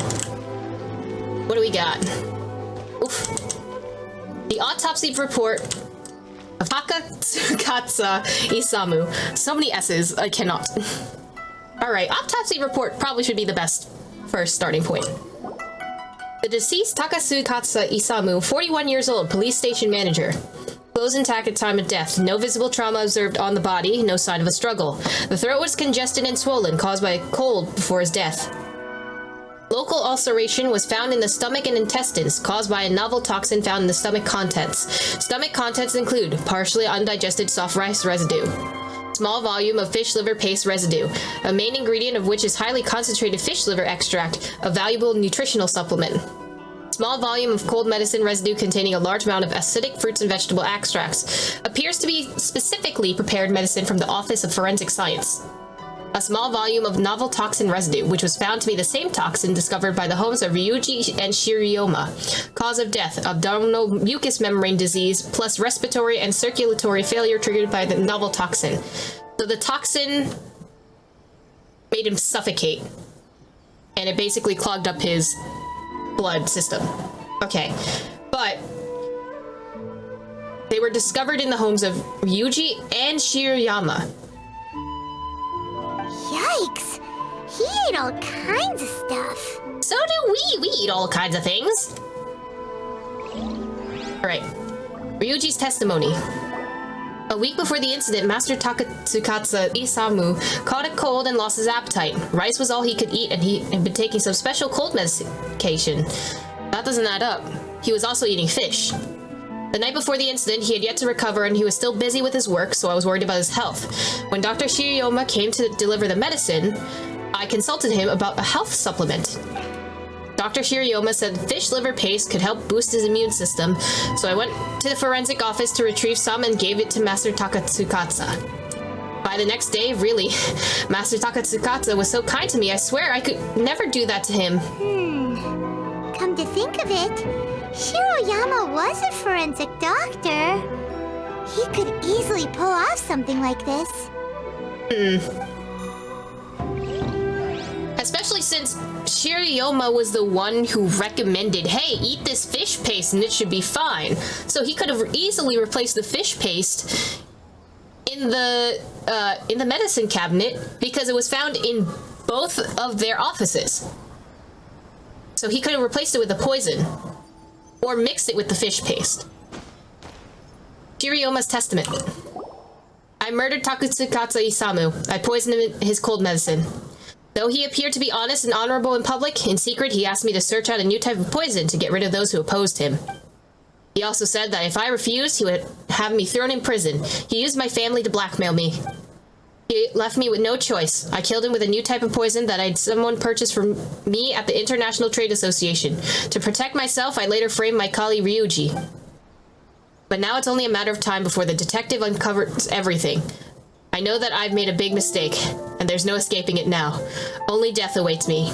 I merely ask that my family be spared. Hey, this is the key to proving that Shiroyama was the murderer, right? That is, if he was telling the truth, of course. Takutsukasa Isamu's message. A note placed with Shiroyama's testament. After comparing the handwriting, it was confirmed to have been written by the deceased Takutsukasa Isamu. Shiroyama, a long time no see. I trust the thing that I asked you for is in progress. I paid a visit to your home today while you weren't around. Thankfully, your wonderful wife welcomed me in. She's a fine woman, a perfect match for you. Your wife is 5 months pregnant, I believe. Fancy that. My wife, too. I took the liberty of returning once more to provide her with some health supplements, even helped administer them to her myself. She was most grateful indeed. You'll be equally grateful to me, no doubt. Then, don't keep me waiting. Takutsukasa Isamu seems like a thoughtful person, but something about the tone sounds weird. It's up to no good, no doubt. Right. Conviction of Ryuji. The suspect, Ryuji, 20 years old, Doshin, a subordinate of the deceased Takutsukasa Isamu. Ryuji grew up to resent his boss, Takutsukasa Isamu, following the conflict at work. Then he secretly brought a bottle of poison to kill him in revenge. Unused poison was later found in the suspect Ryuji's house. For the crime of the premeditated murder, Ryuji was ordered to remain in temporary incarceration after awaiting trial. This file shall be kept as evidence. Signed, Kujo-sara. Wow, Ryuji's conviction really was signed by Kujo-sara. But now we know she had it wrong. The conviction of Shiroyama. Oops, I jumped instead of pressing F. The suspect, Shiroyama, 22 years old, forensic doctor, a subordinate of the deceased Takutsukasa Isamu. Shiroyama grew to resent his boss, Takutsukasa Isamu, following the conflict at work. Then he secretly brought a bottle of poison to kill him in revenge. Unused poison was later found in the suspect Shiroyama's office. In his testament, he confessed to having planted the poison found in Ryuji's office. For the crime of premeditated murder, Shiroyama is hereby sentenced to death. Punishment cannot be carried out as the suspect ended his own life before the execution could take place. This file shall be kept as evidence. Signed, Kujo-sara. Huh. So Shiroyama's conviction was also signed by Kujo-sara, just like Ryuji's. Toxicology report. On the toxin that caused Takutsukasa Isamu's death. An odorless, tasteless, and inert substance, soluble in water but insoluble in other substances, has properties of a synthetic toxin, appears as a fine white powdery substance in normal state, tentative name, white powder. Wow, how creative of you, Toxicology report. The station has investigated the ledgers of all domestic commerce guilds. No transaction record for such an item was found. A synthetic toxin? What's that? Shiroyama is the one who killed him. 100%. Research log from the Office of Forensic Science. It's blank. Looks like someone tore out a few pages. Huh? That's weird. There's nothing here. This must be some of the false information that Heizou told us to look out for. Unless Heizou took it out himself. I think I have a conclusion. So, what did you find? Have you come to a conclusion? Yes. I did. Really? You found the criminal's motive and means that quickly? Awesome. All right, let's talk about the motive first. What clue reveals the criminal's motive? It's Shiro's testament and the the message and the testament. Excellent work. According to the victim's message, the two had deep conflicts. Although we cannot confirm whether the poison had been requested by the victim or not, it is true that Isamu used Shiroyama's family to blackmail him. Such circumstances could be enough motive for Shiroyama to commit the crime. And he 100% technically did. But wasn't Takatsukasa Isamu good to Shiroyama? He even went to Shiroyama's house to bring health supplements. Not if he was blackmailing him. But maybe he didn't really bring health supplements. Maybe it was something bad. Like poison. Is that what you think, Paimon? Well, we later found out that what Takatsukasa Isamu sent to Shiroyama's house was indeed health supplements. But if you consider the circumstances, what he sent wasn't important. What was important is that sending the supplements was actually a dangerous signal. Correct. Isamu was essentially implying, I can put anything in your wife's supplements at any time. If you really care about her safety, then get me what I want. So scary! Your assumption sounds like a real threat. You're not really that dark inside, are you? I mean, I would love a villain character. I would love him to suddenly become a villain, because that'd be really cool. You don't really catch criminals by standing in the light, do you? Mm-hmm. Basically, these two clues work to verify each other, and the murderer's motive is confirmed. Now, all that's left is the means of the crime.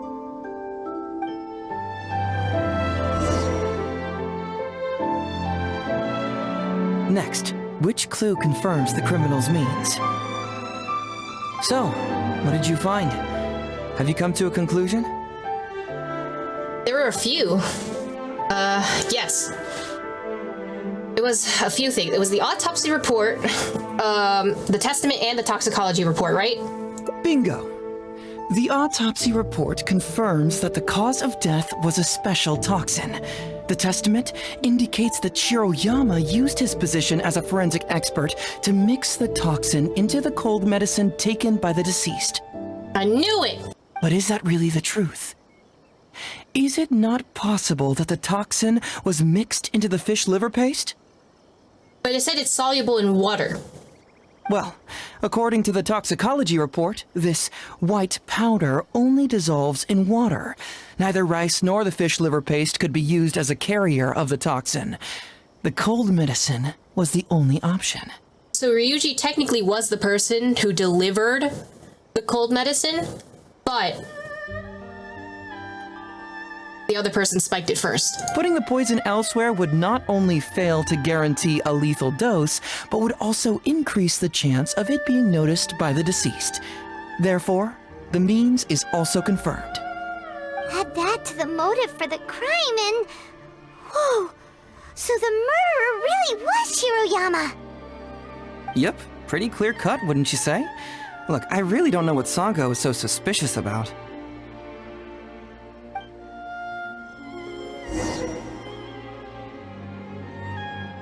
Yeah, it's pretty clear cut.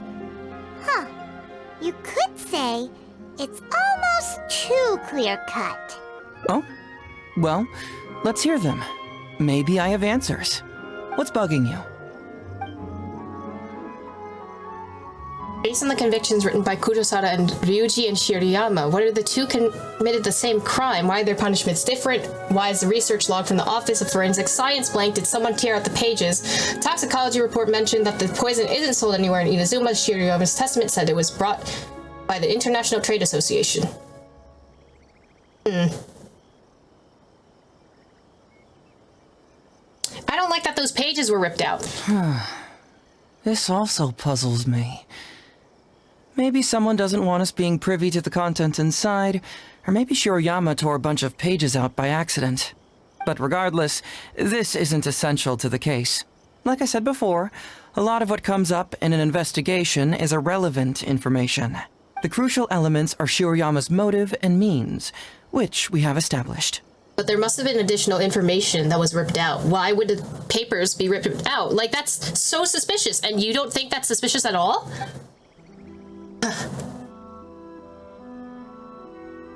Toxicology report mentioned that the poison isn't sold anywhere in Inazuma, but the Shiroyama Testament said that it was brought at the International Trade Association. Maybe the report was wrong. The International Trade Association is a gathering place for merchants from all over. Countless merchants pass through the port of Rito every day. It's natural for there to be a couple of missing records here or there. Alright, based on the convictions written by Kujosara for Ryuji and Shiroyama, the two committed the same crime. Why are their punishments different? Very nice. Top marks for attention to detail. It doesn't have any real bearing on the case, but let me explain how that works for you. So, why would Madame Kujosara sign one conviction sentencing Ryuji to temporary incarceration awaiting trial, and another conviction sentencing Shiroyama to death? Because Sada also knew what was going on. She was suspicious too. You may have heard some rumors back at the station that when this case first came up, the Kujo clan higher-ups were in dire need of a scapegoat to keep the Takatsukasa clan off their backs. And poor Ryuji became the successful candidate. In less than a week, the conviction was drafted, sent to Madame Kujosara, and signed. Allegedly, she knew what it was about as soon as she saw it, and signed it with no questions asked. But anyone who buys this story clearly doesn't know that much about Madame Kujosara. She's the most principled person in the entire Tenryou Commission, for goodness sake. So, how would she respond to a case filled with unanswered questions and no confession from the suspect? Oh, you mean... Put it on hold so that no one actually... so they can investigate further. Exactly. Before she signed it, she changed Ryuji's conviction from the death sentence to temporary incarceration. Ryuji escaped a disastrous fate without ever realizing it. Had Madame Kujosara not changed his sentence, Sangha would have been seeking justice for a dead man. Why was Sara so lenient with Ryuji? Because she knew what the fuck was up. That's the wrong question. This wasn't about Ryuji, but Madame Kujosara's principles. The conviction could have been for a Ryuji, a Guji, heck, even a Tanuki, and she would have made the same decision. Given the enormous pressure she was under at the time, I'd say she did the most she could. Don't you think? Pressure? Really? Was someone higher up putting pressure on Sara? Yeah, it was her clan, so of course they'd be like, oh, just convict him so we have a scapegoat. The pressure came from all sides. The deceased was the leader of the police station and the rising star of the Takatsukasa clan. All eyes were on this case. How this became reduced to the unimaginative rumor that Madame Kujosara convicted Ryuji under pressure from her superiors, I have no idea. Ugh. Rumors here, conspiracy theories there. Ugh. Lies at every turn. Fortunately, Madame Kujosara works in an open and transparent manner and pays no heed to rumors like this. She just rolls her eyes and forgets all about them. How would you know? Just because she has never publicly clarified the truth doesn't mean she was hiding anything. So when I asked her about it, saying it was relevant to a case I was working on, she just told me how it was.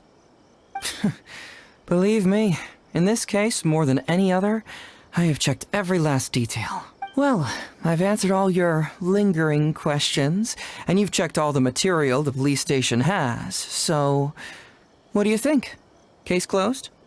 No, the papers still bother me. Paimon still feels like something doesn't add up. But then again, Heizou did give us all the files the police station had. Ugh, this is annoying. We've seen everything that the police station has. Now I see the problem. I don't follow. Enlighten me.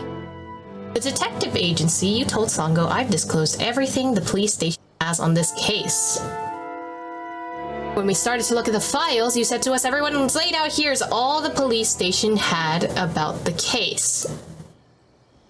Just now, you said again you've checked all the material the police station has. Huh, right! Why do you keep emphasizing police station every single time? Because there's other information available that's not documented. You tell me. Why do I keep emphasizing police station every time? I catch your drift, buddy. Because you're trying to hint that there's other information that the police station doesn't have. So we're finally here, huh? I was starting to think our investigation was about to end a little early. That would have been a real shame. Man alive, you finally saw through my little game.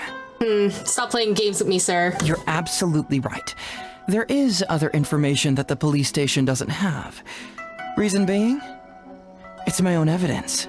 And this evidence should help answer a couple of your questions more clearly. You have the ripped papers? Why was the research log from the Office of Forensic Science blank? And where did the white powder come from? Aha! Paimon knew you were keeping secrets! Don't you have secrets too? No. Nope. Definitely not. Paimon, sounds a little bit suspicious there. Please, enlighten us. Let's talk somewhere else. This isn't the best place for this discussion.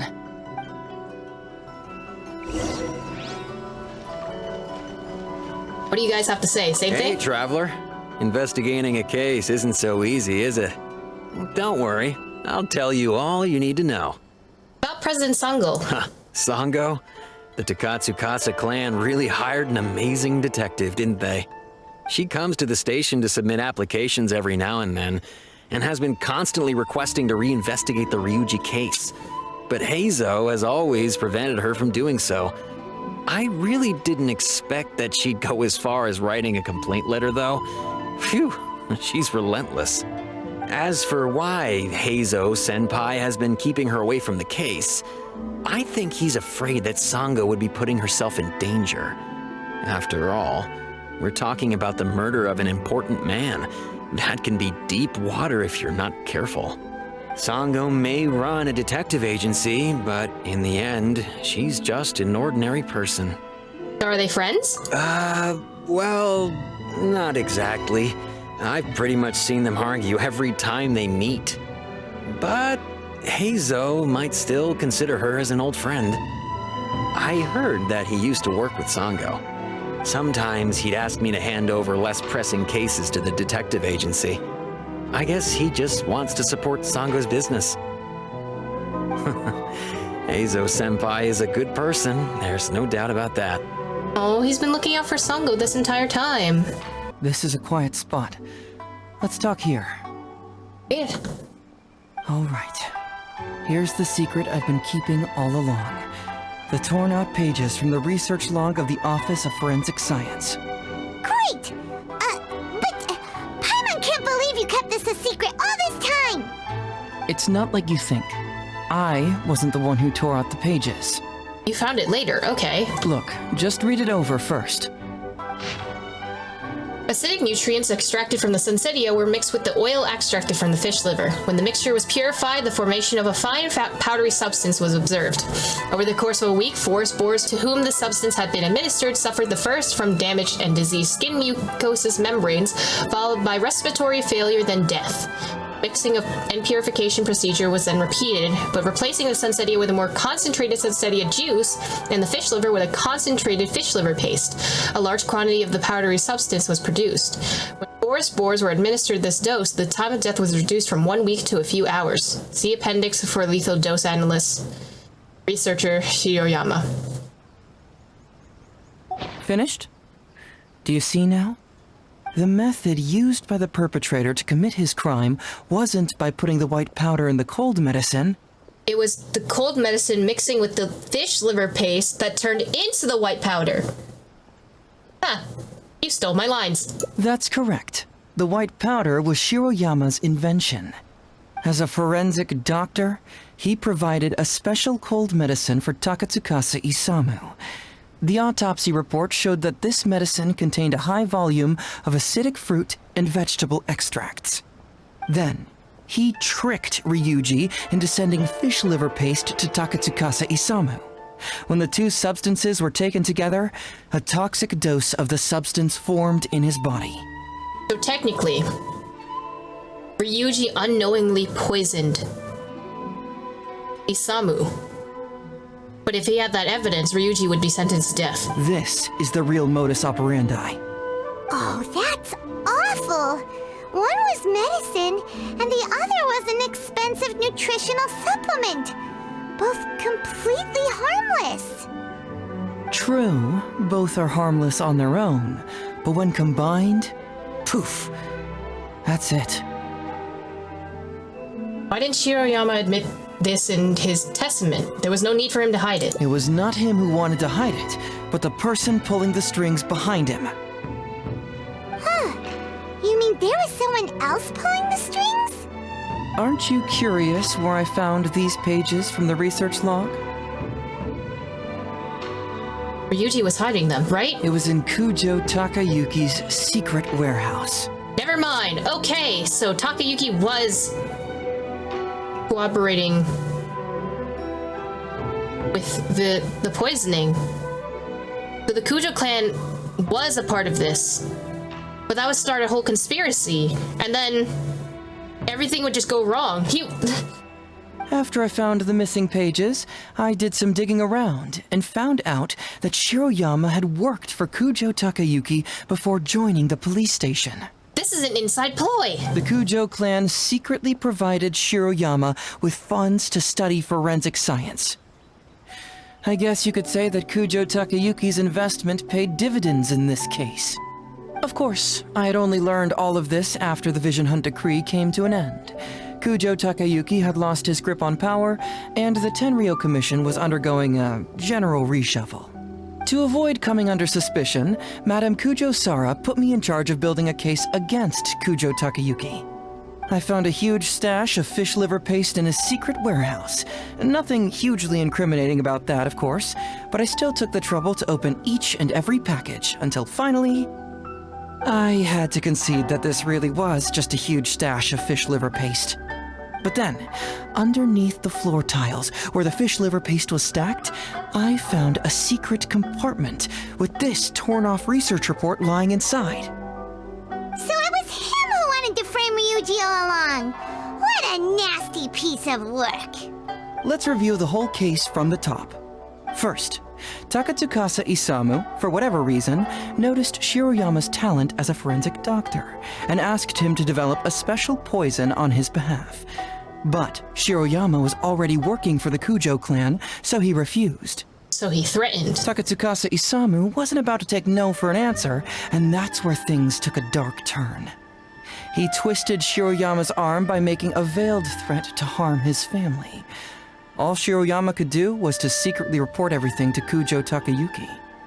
Takayuki said, fuck it, just poison him and we'll get you out of this. When Takayuki learned what was happening, he instructed Shiroyama to pretend to cooperate with Takatsukasa Isamu, then kill the latter with the white powder once it was fully developed. Meanwhile, Ryuji's only role in this case was to deliver the fish liver paste to Takatsukasa Isamu on Shiroyama's orders, completely unaware of the fact that he was being used as a pawn and that this was a key ingredient needed to create the poison. After the incident, Kujo Takayuki hoped to make Ryuji the fall guy, until the death sentence was stalled when it reached Madame Kujo-Sara. In the meantime, Sango had begun her own investigation. Kujo Takayuki grew nervous that the truth would get out, so he threw Shiroyama to the wolves, hounding him to death and erasing all traces of contact between the two. And basically erasing the fact that Ryuji was the one that technically poisoned him, even though by accident. This way, the Shiroyama case would be essentially amplified. And yet, he wanted to keep this secret formula, so he hid it. Greedy guy, that Takayuki. He must have wanted to have it on hand just in case he needed to employ it again in the future and make someone else disappear. This Kujo Takayuki is an evil lunatic. We've got to report this to A. Whatever his current punishment is, it needs to be 10 times worse. That would be practically impossible. One research log found in his warehouse doesn't prove anything. Even I can think of 100 excuses. Besides, Ryuji directly contributed to Takatsukasa Isamu's death by delivering the fish liver paste to him. The fact that he was unaware of the true nature of the situation doesn't matter. But he's still innocent, right? Isn't it just a coincidence? Paimon really doesn't get how the law works. It would be counted as an accidental death, right? So it wasn't his fault if the real person that was in basically creating the whole situation was Shiroyama. So Shiroyama still would be blamed, but I think Ryuji would also get a sentence because he did accidentally kill him by accident. But the other guy, Kujo Kamaji, would probably not face any repercussions because he can cover up since he's in a high power position. And why would Sara be the one investigating him? Sara would be considered a co-conspirator, and then this whole thing would come crashing down. Legally speaking, the judge would most likely rule that it was accidental. But in practice, Ryuji may still have to end up shouldering some responsibility. So basically, you've been hiding the truth all this time to protect Ryuji. Mental trauma doesn't heal as easily as physical wounds. My biggest worry is that Ryuji would struggle to cope if he knew the truth. He's like an innocent child. He freely gives his trust and his love to everyone that treats him well. That's why he thought of Takatsukasa Isamu as a father figure. I'm pretty sure that to this day, he has never paused to wonder whether Takatsukasa Isamu was actually a good person, or if Sango just hired him as a gopher. Or why I left the detective agency. Oh, poor baby. He doesn't know shit. If he found out the facts about Takatsukasa Isamu, I'm afraid it would crush him. Why are you revealing the truth to me today? Well, as you can see, I'm a little less confident than people might think. To prevent Ryuji from getting hurt, I covered up the truth. But by doing so, have I held him back? Did I do the right thing? I couldn't turn to anyone for help, and everyone around me thinks I'm so smart that I should just be able to handle every case on my own. Even if I tried to discuss it with them, they'd just say, "Don't be ridiculous, Mr. Heizou, no problem's too difficult for you." But you're different. Unlike them, you don't have that kind of prejudice towards me. You've traveled far and wide and have had all kinds of experiences. It must have taught you a lot. So you want me to make the difficult decision? Most importantly, my intuition tells me that you're someone special, that I can trust you and that you can help me. Right? So, I'd like you to be the one to decide whether we should expose the truth or not. Of course you're giving me the difficult decision.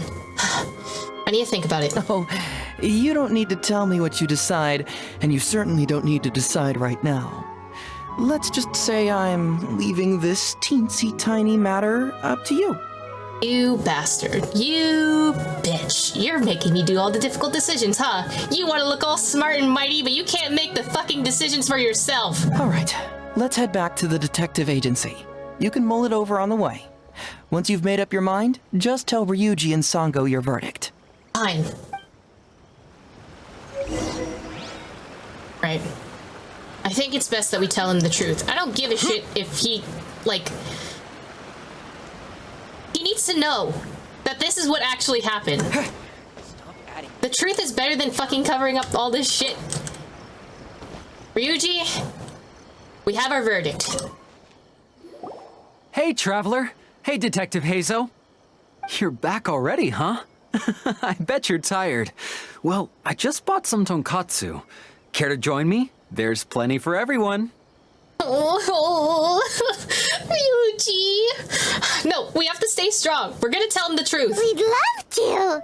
But wouldn't you like to hear the results of our investigation first? No matter what you were able to find, it's all in the past and won't ever change. So I think we'd better chow down first. Oh, Ryuji. Besides, if Sango's not happy with the results, we might not have anything to eat later.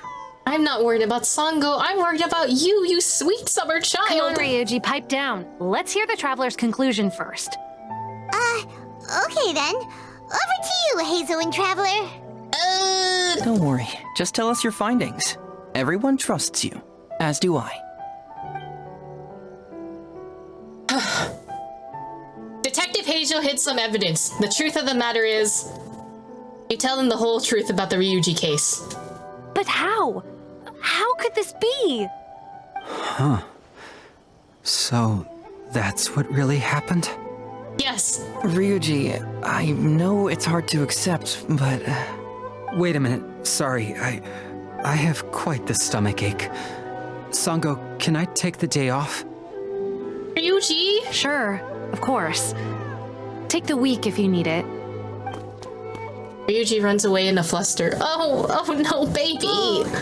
Paimon hopes Ryuji will be okay. Maybe we should follow him? I don't know. I didn't expect things to turn out like this. This is what happens when you want to know the truth. Just give him some time to himself. I think he'll eventually come to accept it. I'm still a little worried, though. What if he doesn't come to work tomorrow? You said for him to take a whole week off! Don't go back on your word. Then we'll go to him. Don't you worry about that, Sango. You need some time to process all of this, too. You're here. Don't worry. Ryuji came earlier this morning. Okay. I guess he can handle a lot more than I had thought. I was honestly worried he'd suffer a breakdown. Same here. But as of today, it seems he'll be fine. Is he not here? He went over to Natsuke Nogen Crafts to buy something. Let's go find him then. Shall we? Yeah. Before you go, Heizou, I kind of understand now what you meant when you left. Oh, really? I'm happy to hear you say that. All right, time to find Ryuji. Look! Ryuji! There's Ryuji! With a little kid, too! Is he buying our toys? Takatsukasa Chika. Uncle Ryuji, was my daddy handsome? I've never seen what he looked like. Of course. Takatsukasa Isamu was a very handsome man. Also, it's not uncle. Call me brother. But you look so old. Damn! No need to insult him like that. Well, I'm still your brother. Huh? How come? Because he treated me like a son. Huh? Who are you guys? We're friends with your big brother Ryuji, and with your father, too. Oh, really? Yay! I've met loads of my daddy's friends today. Can you tell me some stories about him? I really want to hear them. Sure, if you could stop speaking into the mic like it's ASMR. Sure. Why, I know enough stories about your old man that if I started talking now, you'd be all grown up before I finished them. Wow, that's amazing! Well, I don't want to grow up too soon then. Maybe when I'm 100. No, 200 years old. No, 300 years old. Yep, I'm gonna wait until I'm 300 years old before I become a grown-up, so that I can make sure I finish all the stories first. Come and have a look. Oh. The famous detective's principles. Some things will always be more important than the truth. I like that one! Oh, telling him the truth was totally the right idea. I'm gonna lie straight to your face. Sango was wrong about Heizou and the murderer was indeed Shirayama. Well, what do you know? I suspected that was the case. Please rest in peace, Master Takatsukasa. No, impossible. Traveler, are you sure you checked every last file carefully? I checked every single last file, I swear to you. Maybe not in my honor, because I know I'm lying out of my teeth. Ugh! No, you little... Shikanoing Heizou! You didn't pull any shenanigans on the Traveler, did you? No shenanigans were to be had. Sango, no accusations without evidence, remember? The truth is out and the case is closed, Sango. Please don't send any more of your harassment letters to the Tenryou Commission. Well, I really owe it to you, Traveler. I'll be sure to properly thank you later. Until then, see ya. Hey, you're not going anywhere! Oh. He looks so smug.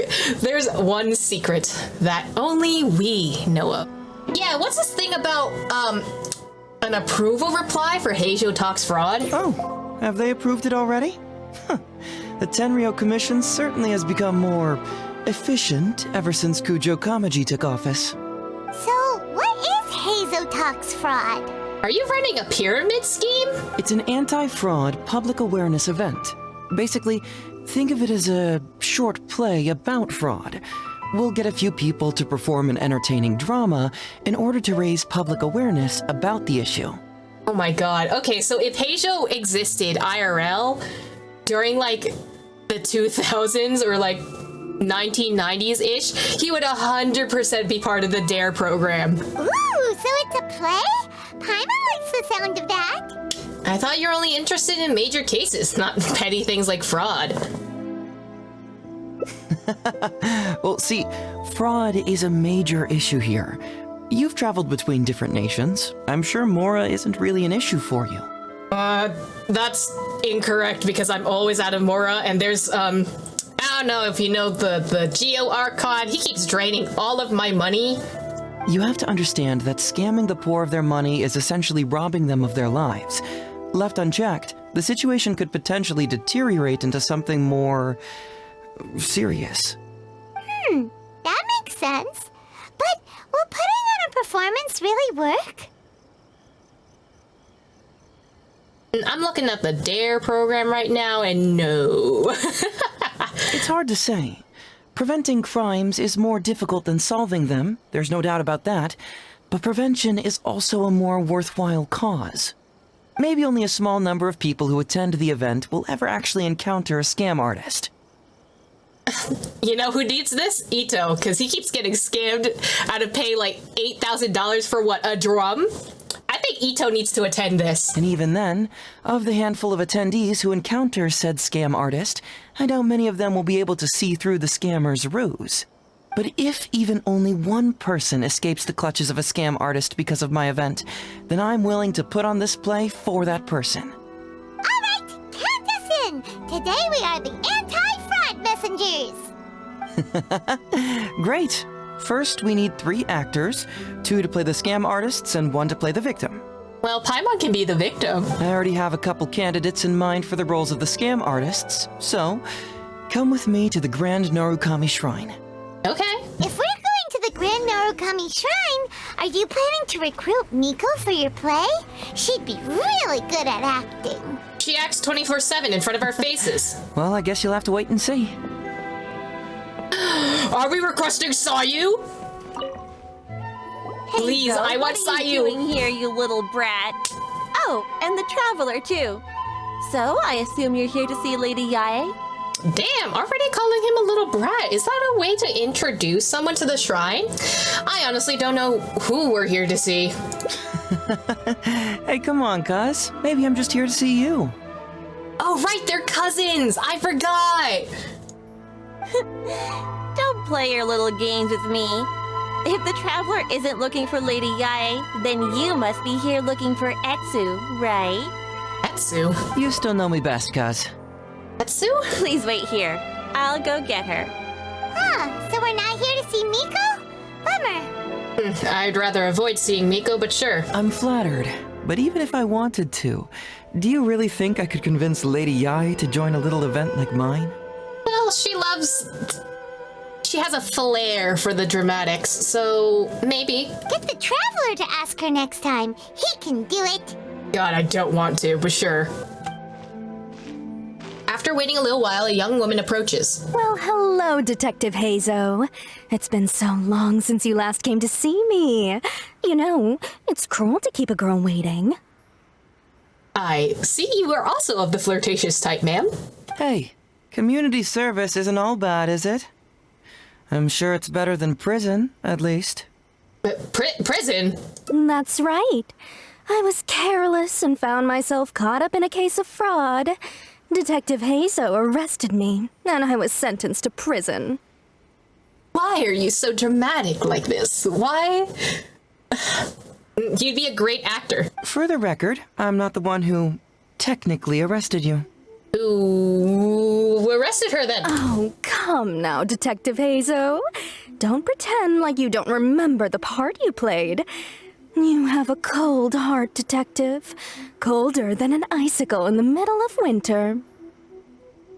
Could y'all stop flirting with each other? I'm still here. How would those Doshin have nabbed me if you hadn't provided evidence of my involvement and whereabouts, They were so bland and functional. Not like you, Detective. When you took me down, you knew exactly what you were doing. So, I see that we have a Sherlock Holmes Irene Adler situation. So, how did you end up here at the Shrine? I'm here doing community service, of course. After all the information Detective Heizou managed to squeeze out of me, he promised to help secure a reduced sentence from the court. Hey, yo! Third wheel mode activated, basically. Could y'all flirt somewhere else? I just want to be here to help people with, you know, this reenactment thing. I don't need the behind-the-scenes drama. But in the end, they hardly reduced my sentence at all. Even after serving a lengthy prison term, I am still required to perform community service. I have to spend the entire day sweeping leaves or wiping floors. Just look at what the work has done to my soft and delicate hands. Wear gloves. So, don't believe a word that comes out of his mouth. I helped you get community service because you were credited with assisting the investigation. But if you find it too exhausting, I can always send you back to prison again. If you want, I guess is not part of it. Oh, come on, Detective Heizou. Now you're just toying with me. Don't give me that. Listen, I'd like to invite you to the anti-fraud event I mentioned last time. It's tomorrow night, and you'll be a VIP guest. Let's see. Appearing in the event would be equivalent to, what, 5 days of community service? How does that sound? I mean, that's not a bad deal. Depends on how much community service she needs to do, but 5 days is a lot. Only 5 days? That's hardly anything. Well, it's some amount of days. 5 days not enough? Okay. How about 4 days? Oh. Hey! That's a day less than what you just promised me, Detective Heizou. Yeah, don't take the offers now. They'll kind of slip away, you know? Oh, my mistake. 3 days. All right, I'll go. Just stop playing with my heart. And may I ask, will they also be coming as a guest tomorrow night? Me? Yeah, hi, I'm the Traveler. No wonder you're treating me so coldly today, Detective Heizou. Looks like you found someone else to keep you company. And what a charmer they are. I get what you see in them. I mean, you'd have to be blind not to. Yeah, sure, hi. I exist. It's something. Heizou, now's not the time. If I hear you talking like that to my friend again, I'll make your community service even more unpleasant than your time in prison. Yeah, what he said. Stop flirting with me. Thanks. Oh, I'm so sorry. I had no idea they were your friend. Really. Stop flirting with me. Well, now you do. Just be sure you're ready tomorrow. I'll send you the location, time of the event, and the script, so don't be late. All right, on to our next candidate. He should be in town right about now. Mr. Iba. Iba, how are you doing? I thought it was... yeah, Iba. I was right. Oh, well, if it isn't Heizou. Thanks to you, I haven't kicked the bucket yet. Well, it's good to see you're alive. And well. Not the and well, okay. All right, out with it. I know you wouldn't come see me for nothing. We have favors. Please help us. I see you're still sharp as ever, Mr. Iba. Look, have you had a chance to think about that anti-fraud event I mentioned to you last time? You can forget it. I'm percent 71 this year. You think I want to make a fool of myself? Why does he sound like a pirate? Are you sure? You know, this event is very well funded. And now that the Sakoku decree has been repealed, I heard that your granddaughter Kazumi wants to take the chance to travel. Are you blackmailing him, Heizou? If you participate, she can go without worrying about money at all. Oh my god, you are actually scamming him. Huh? How did you know? Sure, I paid a hefty fine at the time, but I can still afford her travels. So you tried to travel outside during the Sakoku decree. Well, your daughter did. Granddaughter. So you had to pay a fine because, you know, the whole Sakoku decree was just like, no one can escape my sights. And then, Shogun something, yeah. You're Heizou's colleague, aren't you? How haven't you heard about this? Because I'm the traveler, I travel around different areas. Doesn't mean that I'm always in Inazuma. Well, it just so happens that Mr. Iba was a well-known figure in Inazuma back in the day. His Iba Trading Guild was even bigger than the current International Trade Association. Don't bring it up again. If I hadn't been misled by that foreign merchant, I never would have become a commercial scammer. Ah, interesting. So he's hiring a bunch of scammers to, you know, participate in this little play of his. Fortunately, young Heizou here has some respect for the elderly and applied for a probationary sentence. Otherwise, I don't think I would have ever seen the light of day again. Well, if Heizou was so good to you, then you should help him out too. Yeah, what Paimon said. He's not as innocent as he looks, you know. He just knows it's easier to get information when we're chatting outside. Ask him if you don't believe me. Those are some pretty harsh words, Mr. Iba. Very accusatory, sir. Anyway, I can't help you with that, event or whatever you call it. Oh, why? Man alive. What should I do now? I already told Kazumi that you'd show up and caution everybody about avoiding fraud. I'm sure it'd be beneficial for everyone, and Kazumi even agreed to come and listen. How can I explain to her that you were too worried about being embarrassed? Oh, poor baby. She might even think that you feel no remorse at all. Not Heizou actually gaslighting him. You imbecile! You should have told me about this first. Uh-huh. But you wouldn't have believed us, you know? I think you just want to chicken out and just not actually attend this play. Come on now. How could I have known that you'd refuse to participate? Why, you sure are a crafty one, just like your father. So you'll join us? What choice do I have?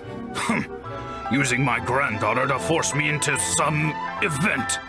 People these days. Oh, but your granddaughter totally approved of it, so I don't know what's the problem, sir. The world needs you to step up. I will send the time and place of the event as well as the script, so don't forget to prepare. All right, very well. Well then, now we only need to find the last person to play the role of the fooled victim.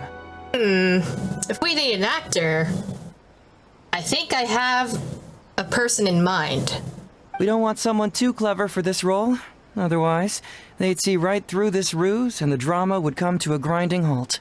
Oh, I definitely know someone that might be able to help if you'd let me. Not too clever. Oh, Paimon knows the perfect candidate. Arataki numero uno Ito. Oh yeah, I know that guy. I've seen him in the police station a handful of times, though I've never actually spoken to him before. Do you know where we can find him? Unfortunately, yes. Well, we did just see a file called The Prince of Mischief in Hanamizaka. That's gotta be Ito. He must be in Hanamizaka. All right then, to Hanamizaka we go. Oh, but knowing his reputation, I'll need to bring a little something along just to guarantee we can secure his participation. You go ahead. I'll catch up. Bribes, you say? You're gonna gift him an Onikabuto or some TGC cards? I know you. You probably did your research. Oh, getting on the wrong side of Heizou really was a mistake. Huh? You two want to know what happened? Oh, there's not much to it, really. As soon as I heard Heizou was on the case, I knew it was over. I took the easy way out and confessed to everything. After all, what else can you do when a cyclone is heading your way? Is Cyclone his nickname? Heizou's nickname. It's what all the prisoners call him. Haven't you heard it before? No, but I think it's better than being called the Dark Knight Hero, if that's anything. There's nowhere to run, nowhere to hide. For criminals, Heizou is a force of nature nobody can contend with. Alas, if only I'd known. How about that, kiddo? My little Prince of Mischief's got some moves, huh? Guess that means your Onikabuto is now my Onikabuto. Ito! What are you up to? Stop scamming children. Huh? Oh, Paimon, my compadre.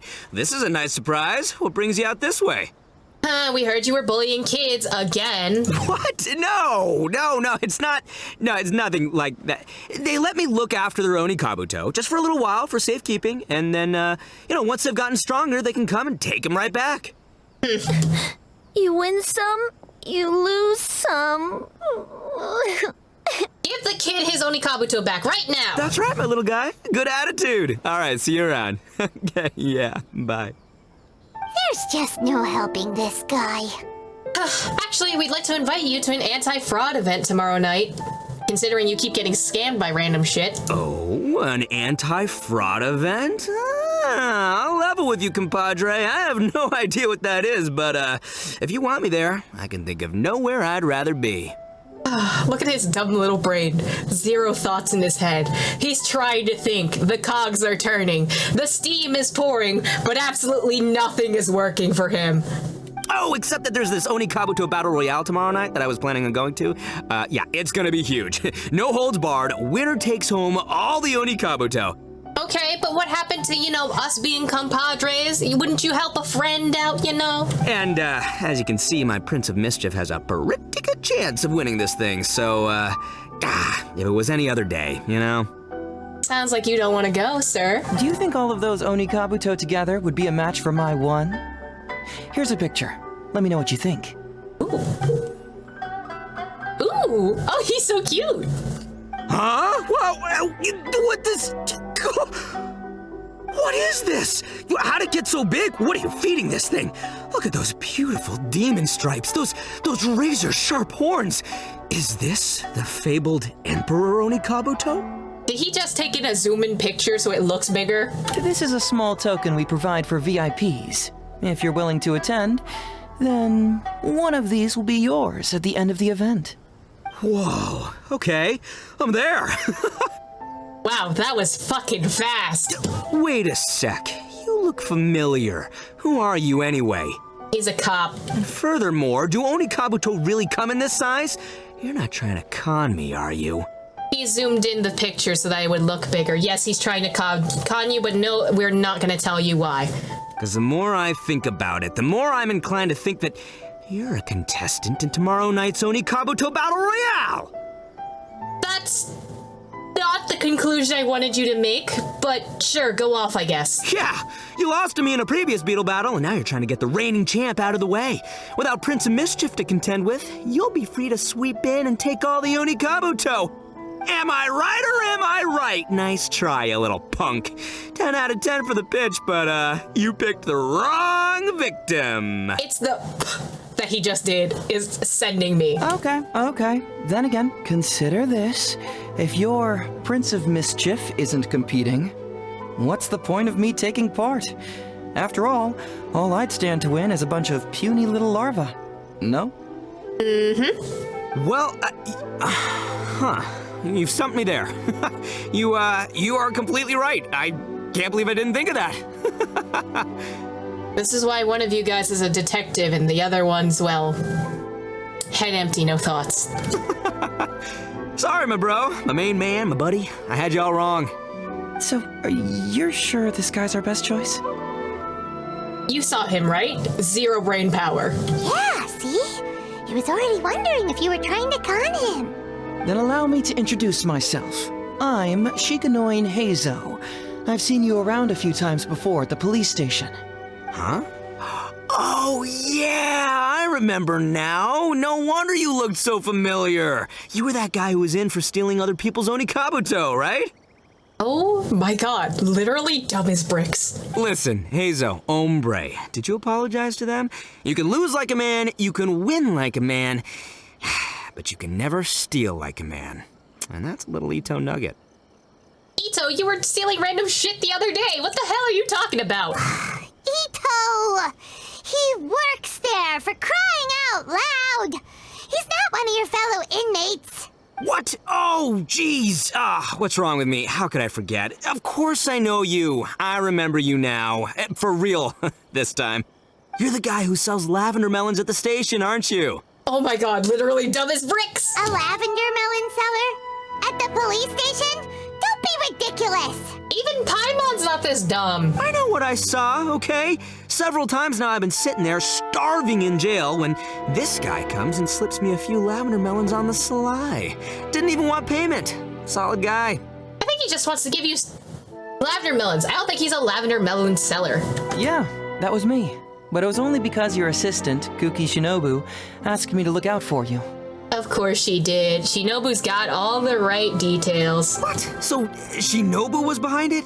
Wait, so Ombre, you're not a lavender melon seller? And you thought he was a lavender melon seller? Look, we're getting hung up on all the wrong details here. The important detail right now is that I am the host of tomorrow night's event. And if you show up, the Onikabuto in the picture is yours. Deal? Deal, done. But, could I get another look at that picture first? Just a little peek-see? You'll have all the time in the world to inspect the real article once the event's over. I see that you are scamming him too. Okay, sure, I can wait. So, Ombre, is there anything I need to do to prepare? Because if I'm doing this, I'm bringing my A game, all right? No half measures here, I'm gonna do this right. As you should, as theater people should. He sure picks his moments to start acting responsibly. Okay, so for this event, you, my, bro, will be participating in a short anti-fraud play along with 2 other VIP attendees. The main thing we ask is that you just relax. Try not to be nervous. I have the script, right here, if you want to take a... Script? It sounds like someone's never seen the Arataki gang perform before, huh? Don't you worry, hombre. The Arataki gang is a little beyond the need for scripts. You'll see, this Onikabuto will be well worth your investment. You, don't need a script? Wow, well, now I'm excited. See you there tomorrow night. You might want to give him the script, though. I don't know if this will go very well. You bet. I'll be there. I'm gonna tell the gang about this, too. They'll all be there to support us. Oh, it's like in the middle of the square. Okay. Oh, that little chibi looks so cute. Everyone ready? All right. Then let's get this show started. Oh, I can't wait, Mr. Heizou. Let's get going, Heizou. Emperor Onikabuto, hang in there, Your Highness. I'm coming for you. It takes years to make a fortune, but only a moment to lose it all to a scam artist. Welcome to the first Heizou Talks Fraud. I am your eponymous host, Heizou. He sounds like a podcast, storyteller. I love it. This is a good-ass crowd for an outdoor venue. That's not bad. Okay, I'm delighted to have you all here today to explore the topic of fraud. To help everyone avoid becoming the victim of scam artists themselves, we thought we'd invite several VIPs with a lot of experience in this area to perform a little play with an anti-fraud message. Please join me in welcoming to the stage Miss Etsu, Mr. Iba, and the venerable gentleman, Mr. Arataki Ito. Without further ado, let the show begin. The music starts and the actors take to the stage. Heizou narrates from the side. It was just another bright sunny day when a distressed Miss Etsu brought her elderly grandpa, Iba, into the police station to report a crime. There, they were greeted by a kindly Doshin, surname Arataki. Doshin Arataki, please help us! My poor grandpa has been defrauded! Doshin Arataki? You talking to me? Yes. Perhaps for want of familiarity with the script, a confused look creeps over Doshin Arataki's face, and he asks himself that age-old question. Who am I? 2, 4, 6. Oh, what? Yes, you are Doshin Arataki. You're Doshin Arataki. Oh god, this is just gonna be all cringe improv. Oh, so I'm in the play. Right, yeah. Okay, got it. I'm a Doshin, of course. Okay, I got this. Ma'am, can you tell who it was that defrauded your grandfather? Rest assured, the Tenryou Commission and I are here to bring them to justice. I don't know. It was too late when I found out. They took all of my grandpa's money, and all they left was this note. Doshin Arataki frowns as he realizes this is more complicated than he thought. He takes the note in his hand and reads it out loud. I am the Raiden Shogun. I am currently being held hostage by the Crux fleet and urgently need 200,000 mora to secure my release. Please place the ransom mora on the north coast of the deserted island. When all of this is over, I will promote you to General of the Tenryou Commission. Oh my god, I'm so weak. This is actually like, I'm the prince of a foreign land. I endow all of my inheritance to you if you give me your bank account number and your social security. The almighty Shogun! We cannot let Her Excellency come to harm. But this is a scam, surely. I mean, 200,000 mora? Kinda lowballing it for the Electro Archon, don't you think? Shouldn't it be like, 300,000 at the very least? Yeah, he's got a point. Well, I sure thought so, but Grandpa's already parted with the money.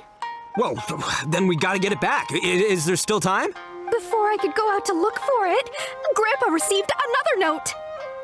Doshin Arataki takes the note and reads it out loud. I am Miss Hina. I am currently raising funds to publish a photo book. I urgently need 300,000 mora for publishing fees. In return for your support, you will receive a limited edition signed photograph. My god, not Goro too. It's Miss Hina. We can't leave poor Miss Hina in a tight spot. You're right, Gramps. Is 300,000 mora enough? I can spare some too if we need to make up the difference. Maybe I can get a photo of Miss Hina too. We gotta help Miss Hina out here. I cannot believe the immediate sway of him going, yes, Miss Hina must sip. We need to send her money. It's a scam, Doshin Arataki. Snap out of it. Oh, right, yeah, because if Miss Hina needed funds, she'd come to me first, as her #1 fan. Why would she go asking this old geezer for help? These con artists don't know who they're up against. Well, anyway, not long after Grandpa handed over the money, he received yet another note. Damn, Gramps be rolling in money. Can he give some to me? Doshin Arataki grabs the note and reads it aloud. I am Arataki Ito. I was recently framed for a crime I totally did not commit. Now I'm stuck here in prison. I am in urgent need of 500,000 mora as bail. In return for your help getting me out, I will bring the whole gang over to thank you personally at your house. You know what's funny? Ito would 100% do this. Must be a scammer, surely. I've never heard of this person, and they're asking me for 500,000 mora. Wait a minute. This is a scam. I'm Arataki Ito. You are? But your name tag says... Doshin Arataki follows Miss Etsu's gaze to the name tag emblazoned on his chest, which reads, Arataki Shmito. I love that Heizou's getting annoyed with this, but this is your fault. You decided, let's put the guy who literally has 0 brain power in a play. What kind of whack job script is this? Am I me or ain't I? So, the bail money? Nope, no way, not a chance. Arataki Ito would never ask innocent people for mora in order to post bail. Whoever wrote this is a liar and a cheat, and we gotta get out there and get this guy off our streets. But just as Doshin Arataki is being overcome with righteous indignation, the sound of Miss Etsu's weeping brings his attention back to her.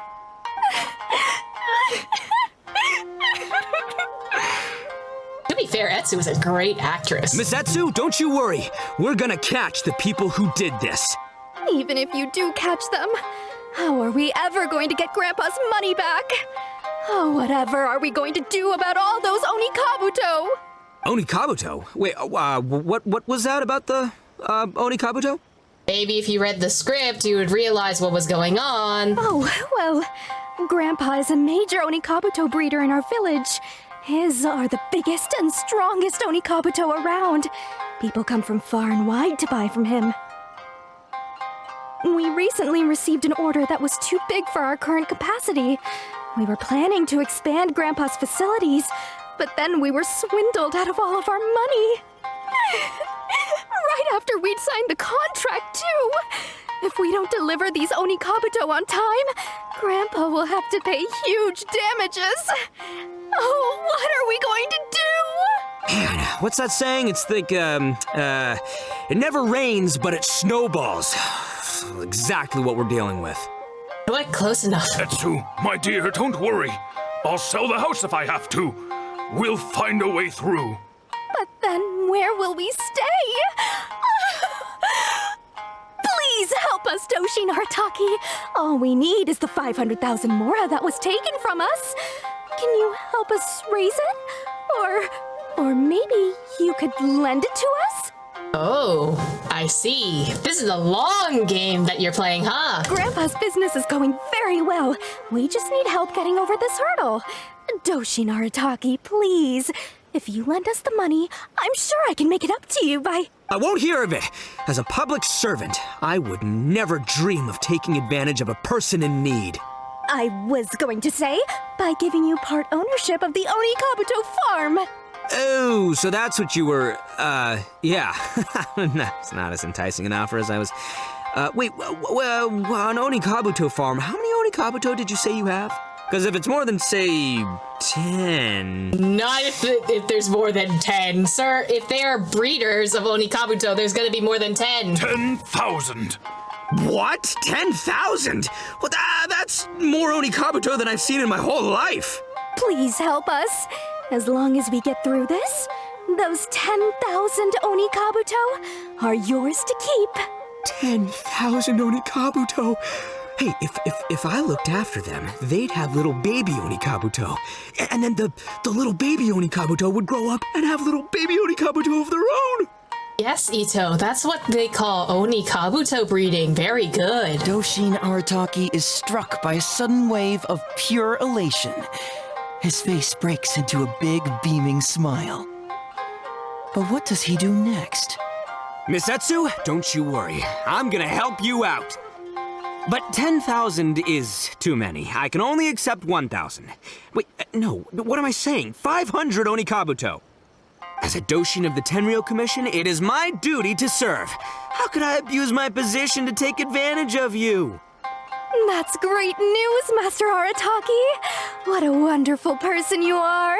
So strong and handsome and committed to doing the right thing. It's rare to find these days. Okay. Yep, that's me. All right, there's just one final question that needs answering. What question is that? The question is... Where's my Mora? Huh? Yo, Heizou, my hombre, question for you. What's my character's salary in the script? Oh, also, any inheritance or other lump sums I should know about? Basically, can I afford this 500,000 Mora? I mean, Shmito, I can afford it. Can Shmito? Sir. Ahem. Faced with a damsel in distress, Doshi Naritaki fights to remain level-headed and asks that other age-old question. Where's my Mora? Sir, we don't need a recap. I think we know what's going on. Suddenly, he feels a strange compulsion to slide his hand into his pocket where, it turns out, a bank check has been quietly nestled all along. He draws the check out and inspects it. Today is payday, and this is his salary. The amount? 500,000 Mora. We love a Deus Ex Machina. Whoa, check it out! A check for 500,000 Mora! Where'd you come from, buddy? Miss Etsu, get this. Turns out I just got paid 500,000 Mora today. Well, here's your Mora. Oh my god. Thank you so much. Master Arataki, what's wrong? Doshi Naritaki stretches out his hand. But wait! just as he is about to hand over the check to Miss Etsu, he hesitates, tightly pinching one end of the check betwixt his two fingers. All he needs to do now is release the check, and it will fall into Miss Etsu's eager hands. But let go of the check he does not. Master Arataki, let go! Wait.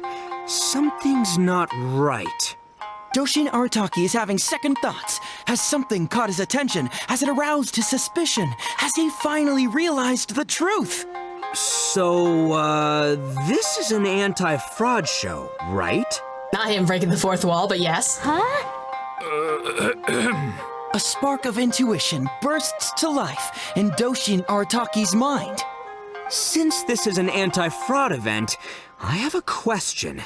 Is he about to ask the most critical question of all? He's probably not. I gotta ask. This is it. Here it comes. You're expecting a lot from him. Does a Doshin really get paid this much? I'm crying. 500,000 mora. Enough to get an Electro Archon out from a hostage situation, then go pay for Miss Hina's publishing costs. You telling me the average Doshin can do all that on one pay packet? That was not the question we needed to answer, but sure, yes, that's the salary. I don't know, seems pretty fishy to me. Hey, compadre, what do you think? Am I being scammed here? Heizou! Ito's cheating! He asked for help!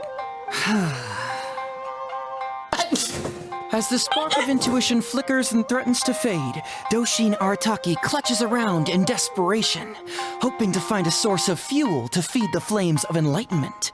I don't think there was ever a spark of intuition, buddy. I think that light died a long time ago. Traveler, are you going to help this poor man out of his predicament? Why are you asking me to do it? You're the one who's the narrator. You can just fix something in there, can't you? Ito, keep an eye for Etsu and Iba. Aha! Etsu and Iba! So that's what's going on here. You two are the scam artists. You put on this damsel in distress and elderly grandpa act to win my sympathy, then used a few cheap tricks to get my attention. Then you dangled the bait in front of me, waiting for me to bite. Darn it! I knew it! Who in their right mind would give away Onikabuto for free, let alone 10,000 of them? It's too good to be true, and that's how I know you're the scam artists. There we go, Ito. Good boy. You got a lot of nerve trying to scam a Doshin. You're coming with me, and you'll give a full confession if you know what's good for you. Finally, with the help of his intuition and a little guidance from beyond the void, Doshin Arataki successfully avoided being defrauded. Ooh, we are ghosts of your consciousness. We know the right answer, Ito. Not only that, but he asked a critical question. Who in their right mind would give away Onikabuto for free? I ask you all, is there such a thing as free Onikabuto? Free Mora? Or does nothing in life come for free? Especially in the life of capitalism, no, it does not. All right, remember, it takes years to make a fortune, but only a moment to lose it all to a scam artist. Thank you once again for watching Heizou Talks Fraud. Stay alert, everybody, and see you again next time. Yay! The show ends on a high note with thunderous applause. So, how's my acting? I think I did just fine without a script. Those two would-be scam artists need to up their game if they want to have a chance of taking me down. Yeah, sure, buddy. Hello? Without that hint from the Traveler, you would have handed that cash away without a second thought. Mm-hmm. Right, yeah. I should thank him for the timely hint. But I pretty much knew off the bat that something fishy was about to go down, so, it was just a matter of time before I saw right through their scam. Oh, if only Shinobu was here to see you, buddy. Seriously, oldest trick in the book. Who's gonna fall for that? Yeah, sure. Oldest trick in the book. Old tricks they may well be, but the reason they've stood the test of time is that the ideal victim is always out there somewhere. People who are behind on the times, naive, socially isolated, or have cognitive deficiencies. Just because they don't always get noticed doesn't mean they're not there. Scammers cast a wide net. Sure, maybe 10,000 fish will escape, but they only need one catch for them to win and for us to lose. Well, no more losing from now on. Not with me here to protect everyone. I think we can all agree that my performance today shows I'm savvy enough to keep the scammers at bay. Oh, are you sure about that, Ito? Because there's one scammer you got tricked by. Don't be too confident. Anyway, Ito, my old... What was it again? Ah, yes, bro. Here's the reward you were promised. Ah, music to my ears. Emperor Onikabuto, come to Papa. Ito opens the box that Heizou handed to him. Oh, look at those sharp horns and those beautiful stripes. Well, hold on. Heizou, my hombre, why won't it move? I wonder why. Hey, bud, move. Oh no, I think this one might have, joined the big beetle battle in the sky. It's a figurine, so not the moving kind. What? A figure? So, it's a fake? Mm-hmm. Man alive, you seem a little surprised. Wait, you didn't actually think this was a real Onikabuto, did you? No, surely not. Ito, old chap, you must have seen from the photograph that it was a figurine. Don't tell me you didn't notice. You little punk! Give me my Emperor Onikabuto now! Maybe don't be so confident saying that you can, you know, see through people's scams when you just got scammed yourself.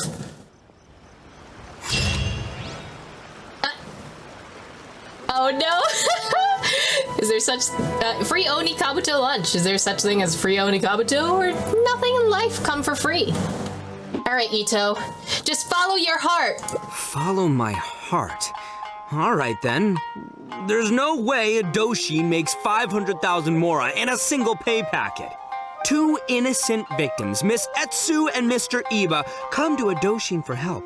And the Doshin, what, whips out a 500,000 mora check? Yeah, likely story. There's only one possible explanation. Who's got two horns and carries around a fake checkbook? Yep, this guy. With this fake check for 500,000 mora, I almost swindled Etsu and Iba out of 10,000 Onikabuto, the last thing these poor folks needed after the recent string of catastrophes they faced. So you think that you're the scammer, buddy? My mind is blown. Craziest plot twist I ever heard. The criminal was the main character all along. Dun dun dun! Miss Etsu, I'm afraid I can't let myself give you this fake check. But I will do everything in my power to raise 500,000 genuine mora for you. So don't you worry. What the? Oh, jeez. In the end, Doshin Arataki listened to the voice of his heart and narrowly avoided being defrauded in his own unconventional way. But regrettably, he failed to ask the critical question: who in their right mind would give away Onikabuto for free? I ask you all, is there such a thing as free Onikabuto? Free mora? Or does nothing in life come for free? Thank you all for watching Heizou Talks Fraud. Don't get greedy and you won't be needy. Stay alert and you won't get hurt. You never know where scammers may lurk. See you all next time. All right, beatboxer. So I see that Heizou is the rapper in Swirl. What did you mean when you said I avoided being defrauded? I thought I was the fraudmeister here. Sweetie, no. Maybe someone should have read the script. Miss Etsu and Master Iba were the scam artists. Duh! You were the one they were trying to scam. What? Huh? I was being conned? Yes, sweetie. Darn, I can't believe they got me.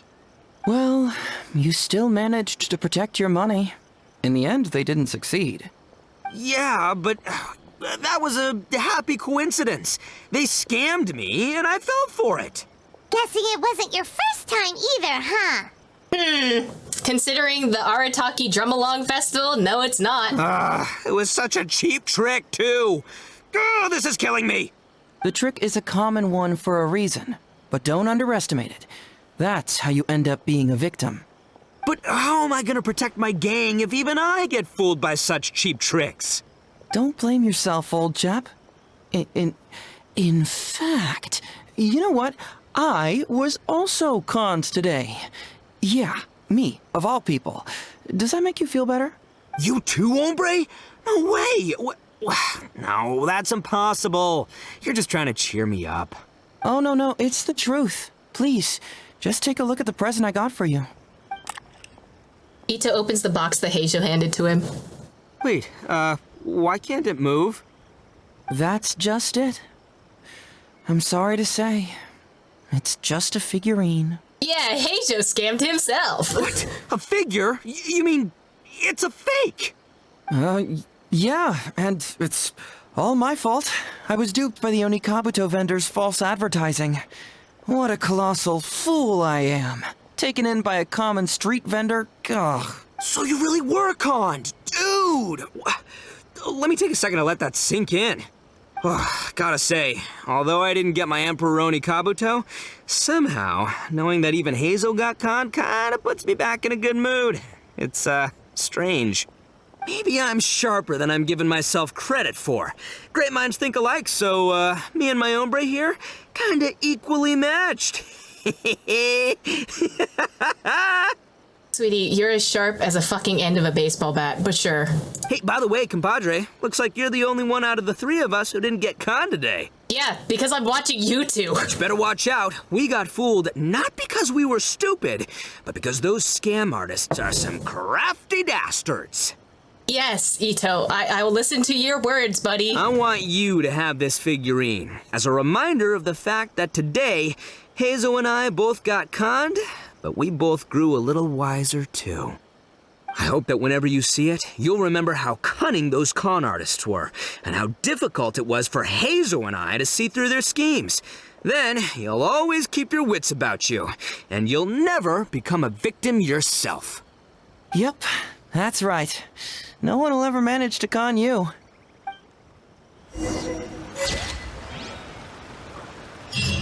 Three Undeceivables. One of us has been tricked, but it isn't me. It's not me either. It can't be me, right? I mean, are you kidding? And that just leaves our little flying lavender melon. Oh, they're all so cute. I love them all.